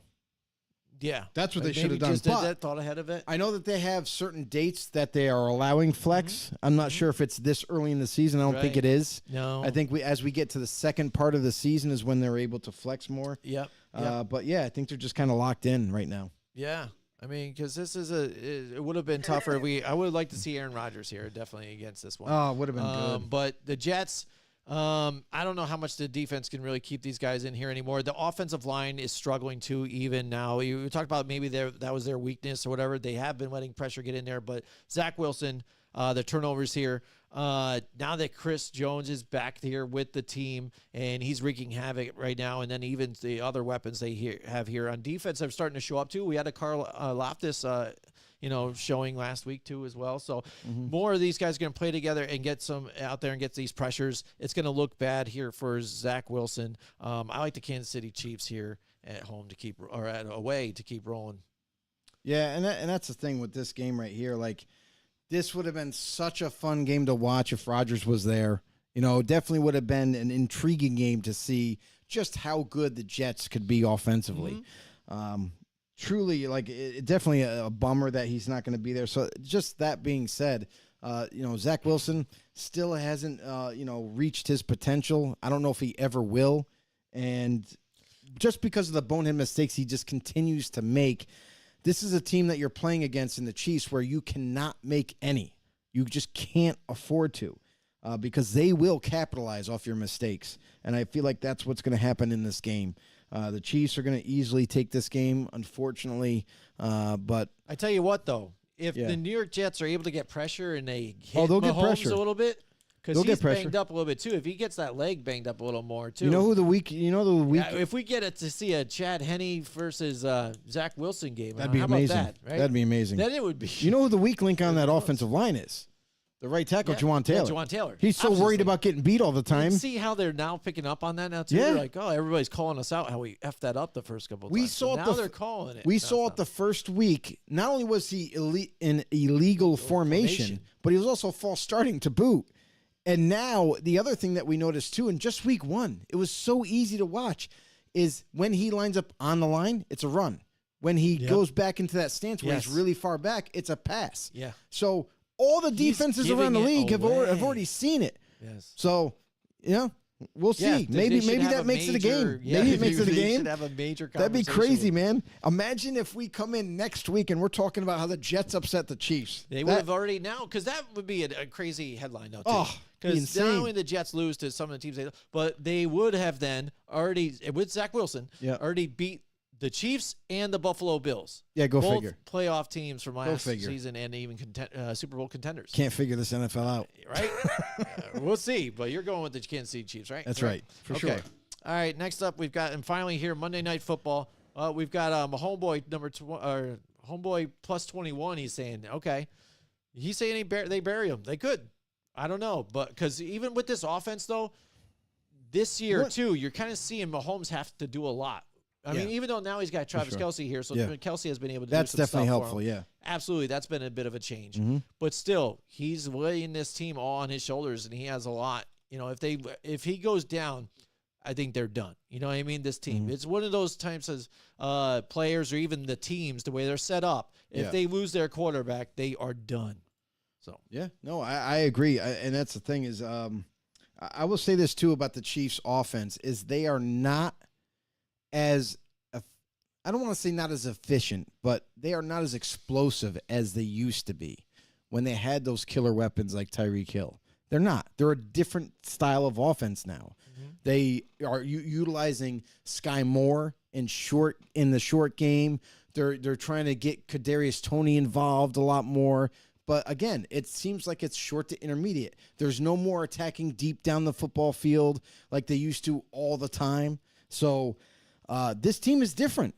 And just by that change in the offense, that could kind of maybe skew this game a little bit because the Jets are a really good defense. Now, the one issue that I had with the Jets last week when they played the Cowboys is that what did the Cowboys have? CeeDee Lamb, their number one target, right? What do the Jets have? One of the best corners in the NFL, Sauce Gardner. What didn't they do? They continued to play zone, and instead of playing man and having Sauce spy CeeDee Lamb wherever he went, Sauce Gardner should follow and just play man. That would have gave the Cowboys offense such a hard time to move the football. And because the Jets D-line was not only getting pressure, but they were stopping the running lanes by themselves. Yeah. So you had that luxury. I want to see adjustments by the Jets defense. I want to see that this week against a very tough offense in the Chiefs. If we see that, this could be an extremely close game, and with close games, you have no idea what can happen. So that's what I'm going to say about that game. Next, we're going on to Seattle at the Giants. Real quick, we've got Demir's in the house with us tonight. Ted Mosby also says the Taylor Swift effect. Demir Nader, welcome back to the show. It's been a long time, my friend. What's going on, my friend? I think Demir, correct me if I'm wrong, I think he's a Vikings fan as well. So what do you think about the Minnesota game, this upcoming game at Carolina? Yeah, absolutely. All right, Seattle here and the Giants here at home. Seattle coming off a win. Giants, again, lose, but, again, they were going to play the 49ers. So I think there's frustration on the head coach's side here with the Giants here. They thought they would be better. They got more weapons than they did last year. So what's going on here? Offensive line has been banged up, though. Oh, beat up. They have 4 out of their 5 are done, including their star tackle. Beat up, Andrew Thomas. And not to mention, like, the lack of production from Evan Neal. Like, what? The guy's a first-round pick, a high first-round pick, and where are you? Like, you're supposed to be the star-studded, one of the next best tackles out there. And we're not seeing it. Packers fan, by the way. Sorry. Oh, Packers fan. Okay. Yep. Okay. He's a Packers fan. I've been well. Hope y'all are too. And I'm a Packers fan. I'm not supposed to like Ted and the Vikings. Okay, so there you go. Yeah, so that's funny. That is funny. The way you had the right division. So that's all right. It's the rivals. That's fine. See, I had to rile him up a little bit. What does he think about the Packers and what's going on? What were his expectations with Jordan Love? Jordan Love, and whether you had a high or not. Are you surprised at what they've been able to do, or even what you think their ceiling might be now that you see them? Right. But yeah, I mean, going back Ted to the says, Giants real quick here, Ted says, Giants O-line and D-line are done. Evan Neal has been a bust so far. Yes, of I course. agree so far. And, again, a bust with Thibodeau. Like we were afraid, I think, of this pick. At least I was. I did not like it at all. And it's shown. Because, yes, they do drop him back in coverage at times, which, so he kind of plays both. You don't know, and he tries to fake going in or not. But even on passing plays, it just seems like if you're supposed to be that pass rusher, it just seems like he's engaging with the guard and not just kind of like I'm here. You know what I mean? Like he's just hand fighting and just staying there. Fighting a little bit and just staying there. Like sort a spy. Almost like he's just spying all the time. Like what some even D tackles kind of do. Like I'm engaged, so I'm not supposed to be like that pass rusher. It just seems like that's what he's doing. Not really getting in there. Going back to the draft when Thibodeau came out, there was a lot of skewed opinions about him. Some people thought that at the next level he wasn't going to be the impact like he was in college. Some people said, oh, well, he's got such rare talent. You develop him the right way, and he's going to be one of the best pass rushers. So the league as a whole was split on him. And you can see now, like hindsight's 20/20, but you can see now the results of him not being as impactful as half the teams thought. So it was a little bit of a miss there so far. But sometimes players are late bloomers, in terms of development. So we'll see how Thibodeau, if he can get any better as we go along. But as of right now, still not there yet. We got a bunch more comments, Joe. Yes, sir. We got, let's see. He goes, Jordan Love will last 9 years in Green Bay from what I've seen. I expected him to be good, but he's better than I expected. I'm excited for the team and feel like they will be better once they're healthy. I had high hopes for Thibodeau. Ted said that. Demir goes, replying to Ted Mosby, he replied to him, said, definitely looking like it. We lucky with quarterbacks again. And then Ted goes, kills me you guys get another 10 years of quarterback greatness. Whoa on the greatness, Ted. Yeah. Whoa. Hot take. Whoa. On the greatness. So far he's looking good, but let's see how it works out. Well, yeah, but see if again that's going to be another talk that if depending on how they do, if he gets some more weapons around him too, or even he's got Watson's going to do well. We're still waiting on Christian to come back. We'll see if Christian Watson comes back and is the same kind of guy like he started to do last year. I like the young receivers that they've been able to compile via the draft. They really, I was high on Reed when he came out this year, and he's starting to make an impact right now. But when Watson gets back, now you're going to see all these young receivers together. And to see what this offense can really look like. All right, so let's look at the Seattle Seahawks and the New York Giants again. Yeah. This is going to be a tough game. I would like to say I could go with my Giants here at home, that maybe they could turn it around, but I'm not sure. There's a lot of injuries. Defense doesn't look as good. The corners that they picked, that won the starting job, the rookies haven't looked very good. still, they're still learning. But, they're developing. It's tough. And then even Banks got injured a little bit last week. I think they looked better with bringing Dory Jackson out back, and then even having whatchamacallit back in there again. I can't believe I can't even remember his name at this point. But one of the former corners that we had in there, I have to look it up again. I draws a blank, but they looked better without him. I mean, it seemed like they really started to lock up the defense and got back into the game. So I think that's just the way that maybe they should play it right now. But either way, I'm playing it safe the way I like to do. Again, I'm going to pick against them just because I just don't think they're running on all cylinders right now. So I'm going to go with the Seattle Seahawks. Yeah, we got some more comments here. It said Ted goes, those wide receivers are young and always hurt, but when healthy, they will be good. Reed and Watson are dogs. Don't forget Daubs either. Daubs was making an impact early in the season. Demir said, we'll see. Love his confidence and the young wide receivers' confidence. They're playing so hungry. Ted said that DK is questionable for this week. I fully expect him to play anyway. Ted said Seattle defense is getting healthy. Diggs and Love will be 100%. So right now, limited practice for Wan'Dale Robinson, Micah McFadden. Micah McFadden was doing terrible, but then last week did really well. Yeah. Andrew Thomas was limited. Azeez Ojulari is limited. All playing. Limited just means they're playing. Right now, well, those ones says they're out. They're out. Who's out? Thomas, Ojulari, Bredesen, Barkley is all out.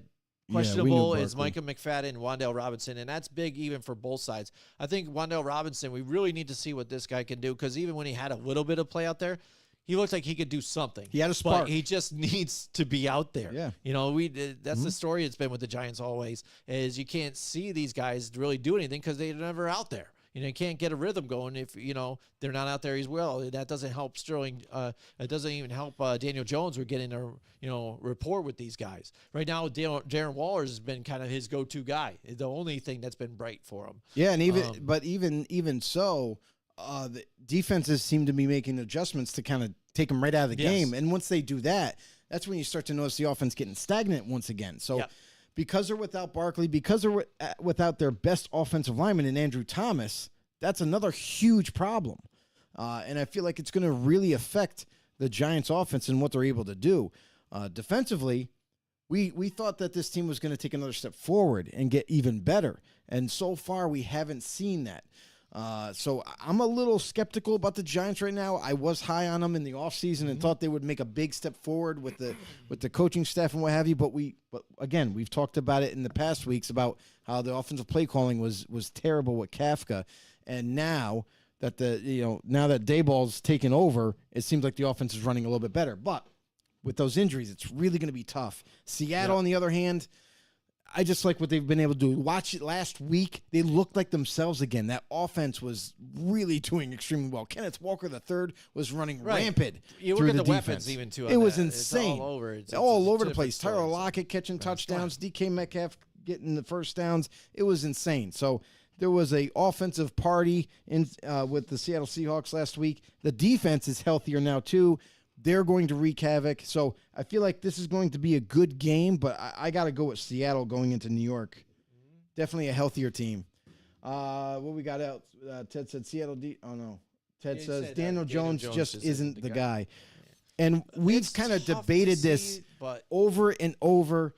I was out on Daniel Jones from the get-go. Then I started to warm up to the idea, and now I find myself kind of pulling back yet again because it seems though is even if Daniel Jones is asked to be just a quarterback and not utilize his legs, he's not able to get the ball in certain spots quickly and efficiently. And that's kind of what's almost like just a little bit holding this Giants offense back a little bit. I understand the injuries, but just from watching early this season, and part of it could be offensive play calling. Maybe we'll see him get better as the season goes on, but it's just like, just when you start to warm up to the idea of the guy getting the new contract, okay, now he's their starter for good. Then you watch some of the games that he's played in. He's still making bad mistakes from time to time, which is kind of turning the ball over as well. So hopefully as the season goes on, he's going to continue to get better, especially with Dayball calling the plays. Yeah, but he's the most hurried quarterback right now in the NFL. You know, if in dropbacks, he's gotten the least amount of time to throw the ball out of anybody. So it's tough when you got that much pressure on you all the time, and it's tough even to break out of that. That could damage a guy so badly that your confidence just isn't there. I think even the first game when the Cowboys were at him, I think he was just afraid to throw it because he had Jalen Hyatt a few times wide open. He just didn't pull the trigger because I think he was afraid of making a turnover. And that's a problem. You can't have that. You can't have that. You got to let it fly. You got to let it go. You can't, especially when you're against the wall. You can't have a flash. You can't have a flashback memory like that because corners, if they have that issue where, oh, I gave up a touchdown last play, I should have knocked that ball away, and they keep thinking about it, it affects them the whole game. You have to have a short memory. In this game, you have to. In any sport, you got to have a short memory. You screwed up, okay, own it. You screwed up, come back stronger the next play. And that's what Daniel Jones, if he's not able to have a strong mind and overcome these things, he's going to continue to struggle. Mm-hmm. Absolutely. Joe, there you go. There's our picks. There's Monday night's game. I wanted to bring up a few different things because we didn't talk about it. But our first London game here this weekend. First London game, 9:30 a.m. It's going to be interesting, too. In Atlanta and in Jacksonville over there in London. Jacksonville is like a home crowd for them. So, I mean, that's got a big thing for them, going for them as well. 9:30 a.m. But again, that's where they kind of were trying to push that team, maybe possibly moving there and stuff. So they got a lot of fans that's there. Not happening. But something new is coming out to this whole thing. Is now there's going to be not only the game itself at 9:30, but then also an animated version. And there it is. Ted's right on board with us. The Toy Story. Yeah. That is going to be interesting. Like, I'm going to watch, I think, that now even, too, just to see what it really is going to be like. Yeah. Because I've tried the slime time thing or whatever, and it's just not my gig, and it makes it really stupid. And those stupid child actors are just super annoying, and I want to choke the shit out of them. But the Toy Story makes it interesting, and the way they're going to do it live, like, while actively it's happening with the animation. Yeah, the cool thing is any know-it-alls out there that if you have kids and stuff and you're trying to get them into football, this is like kind of an easy way of maybe you can kind of nudge them into that direction. The Toy Story game, just like Ted was saying, it's going to be animated in real time. So whatever's happening in the game is going to be happening animated style in the Toy Story, in the Toy Story game in Andy's room. In Andy's room. It's got the same like environment. Andy's room. He's got a little football, and then you got some players that are all going to be animated. So it's going to be interesting to see. I wonder how well this is going to be put together. So I'm curious to watch at least a little bit of it to see if they do it, the right way.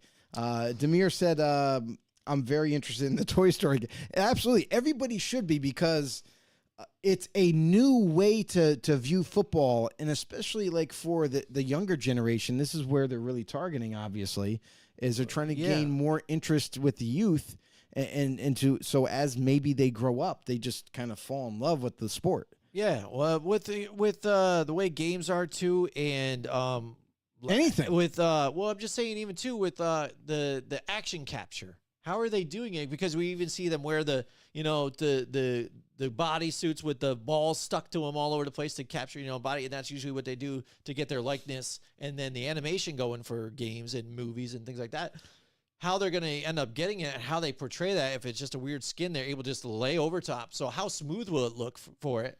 But then also, again, like you're looking at it, is this going to be big for youth, and young kids, so you try and introduce them to it? Because like you said it, and I was talking about it too, as well as they're trying to grasp the young people while they're early in case they weren't introduced to football right now, to try and get them into it right now. Early development to get them moving into it and like it there as a cartoon kind of in a sense, and then even get to understand it a little bit as it's portrayed before to become lifelong fans when they're older. Yeah, so the way the preview looks about it is they're not going to have any like real likeness of the players. It's going to be like kind of like a plain black skin. There's not going to be like a face really under a helmet. It's going to be like just like almost like a Gumby type figure with the motions and everything of the real time of the play. So it should be interesting. It should be pretty cool to see, as long as they do it the right way. Right. And I think they will, because I don't think they would be rolling this out in public if they haven't done test runs to see how it could look or whatnot. I don't know. The slime time came back, so I don't know. They should have just still killed hung that up on the slime time. I hate it, and Nate Burleson sucks too. Like, I don't know. But anyways, it's got to be better than the Amazon crew, though, probably too. It's got to be better than those games, right? I don't know. We'll see. But I really can't stand that crew either. Like, I don't know what you guys think about the Amazon. Has it gotten any better this year with Thursday nights? I don't watch them. Oh, you don't? Oh, No, really? I don't watch the Amazon crew. You know? Okay. No, I just watch the feed. Just the feed? That's probably the best way. I got to do that. I don't need to listen to morons talking about the game when it's terrible. They're unwatchable. Well, here's the thing, and the issue is like, just like any other company, they're trying to save money. They're not trying to spend money on bigger names like that could actually broadcast and do a better job. Well, they're borrowing people from like NFL Network and things like that. Yeah, but that doesn't mean anything. Well, that's what I'm saying. They're even borrowing. They're not even grabbing people themselves. Like, I'm sorry, but like Andrew Whitworth is not a good commentator. Like, he's an offensive lineman. I get it, but come on. Like, there's no like. The one guy that I would pick out of the panel is Ryan Fitzpatrick, who has knowledge of the game, delivers it well, also has kind of like a charisma about him that's likable. You know what I mean? But everybody else, it's like, I don't know. Like, they played the sport before, but that doesn't make them good analysts, you know? Yep. Anybody remember Greg Olson? Yeah, that guy with the, hair issue and everything. Like, guy could stutter over his words. Yeah, he was great. Anyway, right, so there you go. He got. Hold on, we got the. He said. Ted goes. Just let Peyton and Eli do it. Yeah. Enough said. Enough said. But guess what? You can't pay them enough to do it because they don't want to do it. No. They like hanging out at home and doing that little Monday Night Football thing, but I don't think they want to be like at the games in the booth type of thing. So. Yep. One other thing, idea, too, Joe. Again, we got a Green Bay Packers fan out there. What do you think your chances are here at home against the Detroit Lions here? This is going to be a good game tomorrow night. It is. Support your team. But one thing I did read, or I found about this, with Dan Campbell, he was asked about when he gets ready for his primetime games. So this is what Dan Campbell does before. So to put this in your mind, everybody, before this game starts tomorrow. Okay. I'm going to put this on the screen. Dan Campbell here. All right, here we go. All right. He goes, I start today with 11 raw ostrich eggs. The ostrich is a living velociraptor, and my body runs better with prehistoric alpha predator protein. That's just science. Then I knock out a quick workout. All glamour muscles. This isn't for function. This is for intimidation. When my biceps are blazing and my body is hopped up on dino protein, I make sweet love to Mrs. Campbell with a photo of the opposing team's coach taped on the bedstand. What the? And Steven Seagal movies playing on full blast. My theory behind that is, if I can finish while looking at you, I can beat you again. Science. No. That's wow. That is really, this guy. That's really strange and messed up. Right? I don't know, man. He is a wild breed, buddy. Right? So crazy. Get that into your mind. How about that, man? Well, I'll also say this. I wanted to bring this up earlier in the show, but it's just something that I wanted to address for anybody that hasn't known or hasn't even heard about this. But the Washington Commanders, right? They're being sued by the Native American Guardians Association, which has been trying to get the Commanders to change the name back to the Redskins. The lawsuit states, quote, the logo on the Redskins' helmet is an actual person. It's Chief Whitecalf. Every time they go out on the field, they were honoring Chief Whitecalf, and they were battling on the football field with the same honor and integrity and courage. They should continue to honor that, end quote.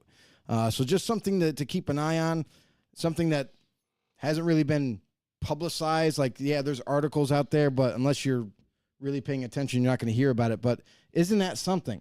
So for all the people that considered it racist, for the team to be called the Redskins and have a chief on the helmet, there is a story behind it, and it's tradition, and it want to bring it back. The very own people of the Native American group want it back. They want it reestablished. All right. Ted, what do you got to say? Demir said going to be a tough game, very well coached team.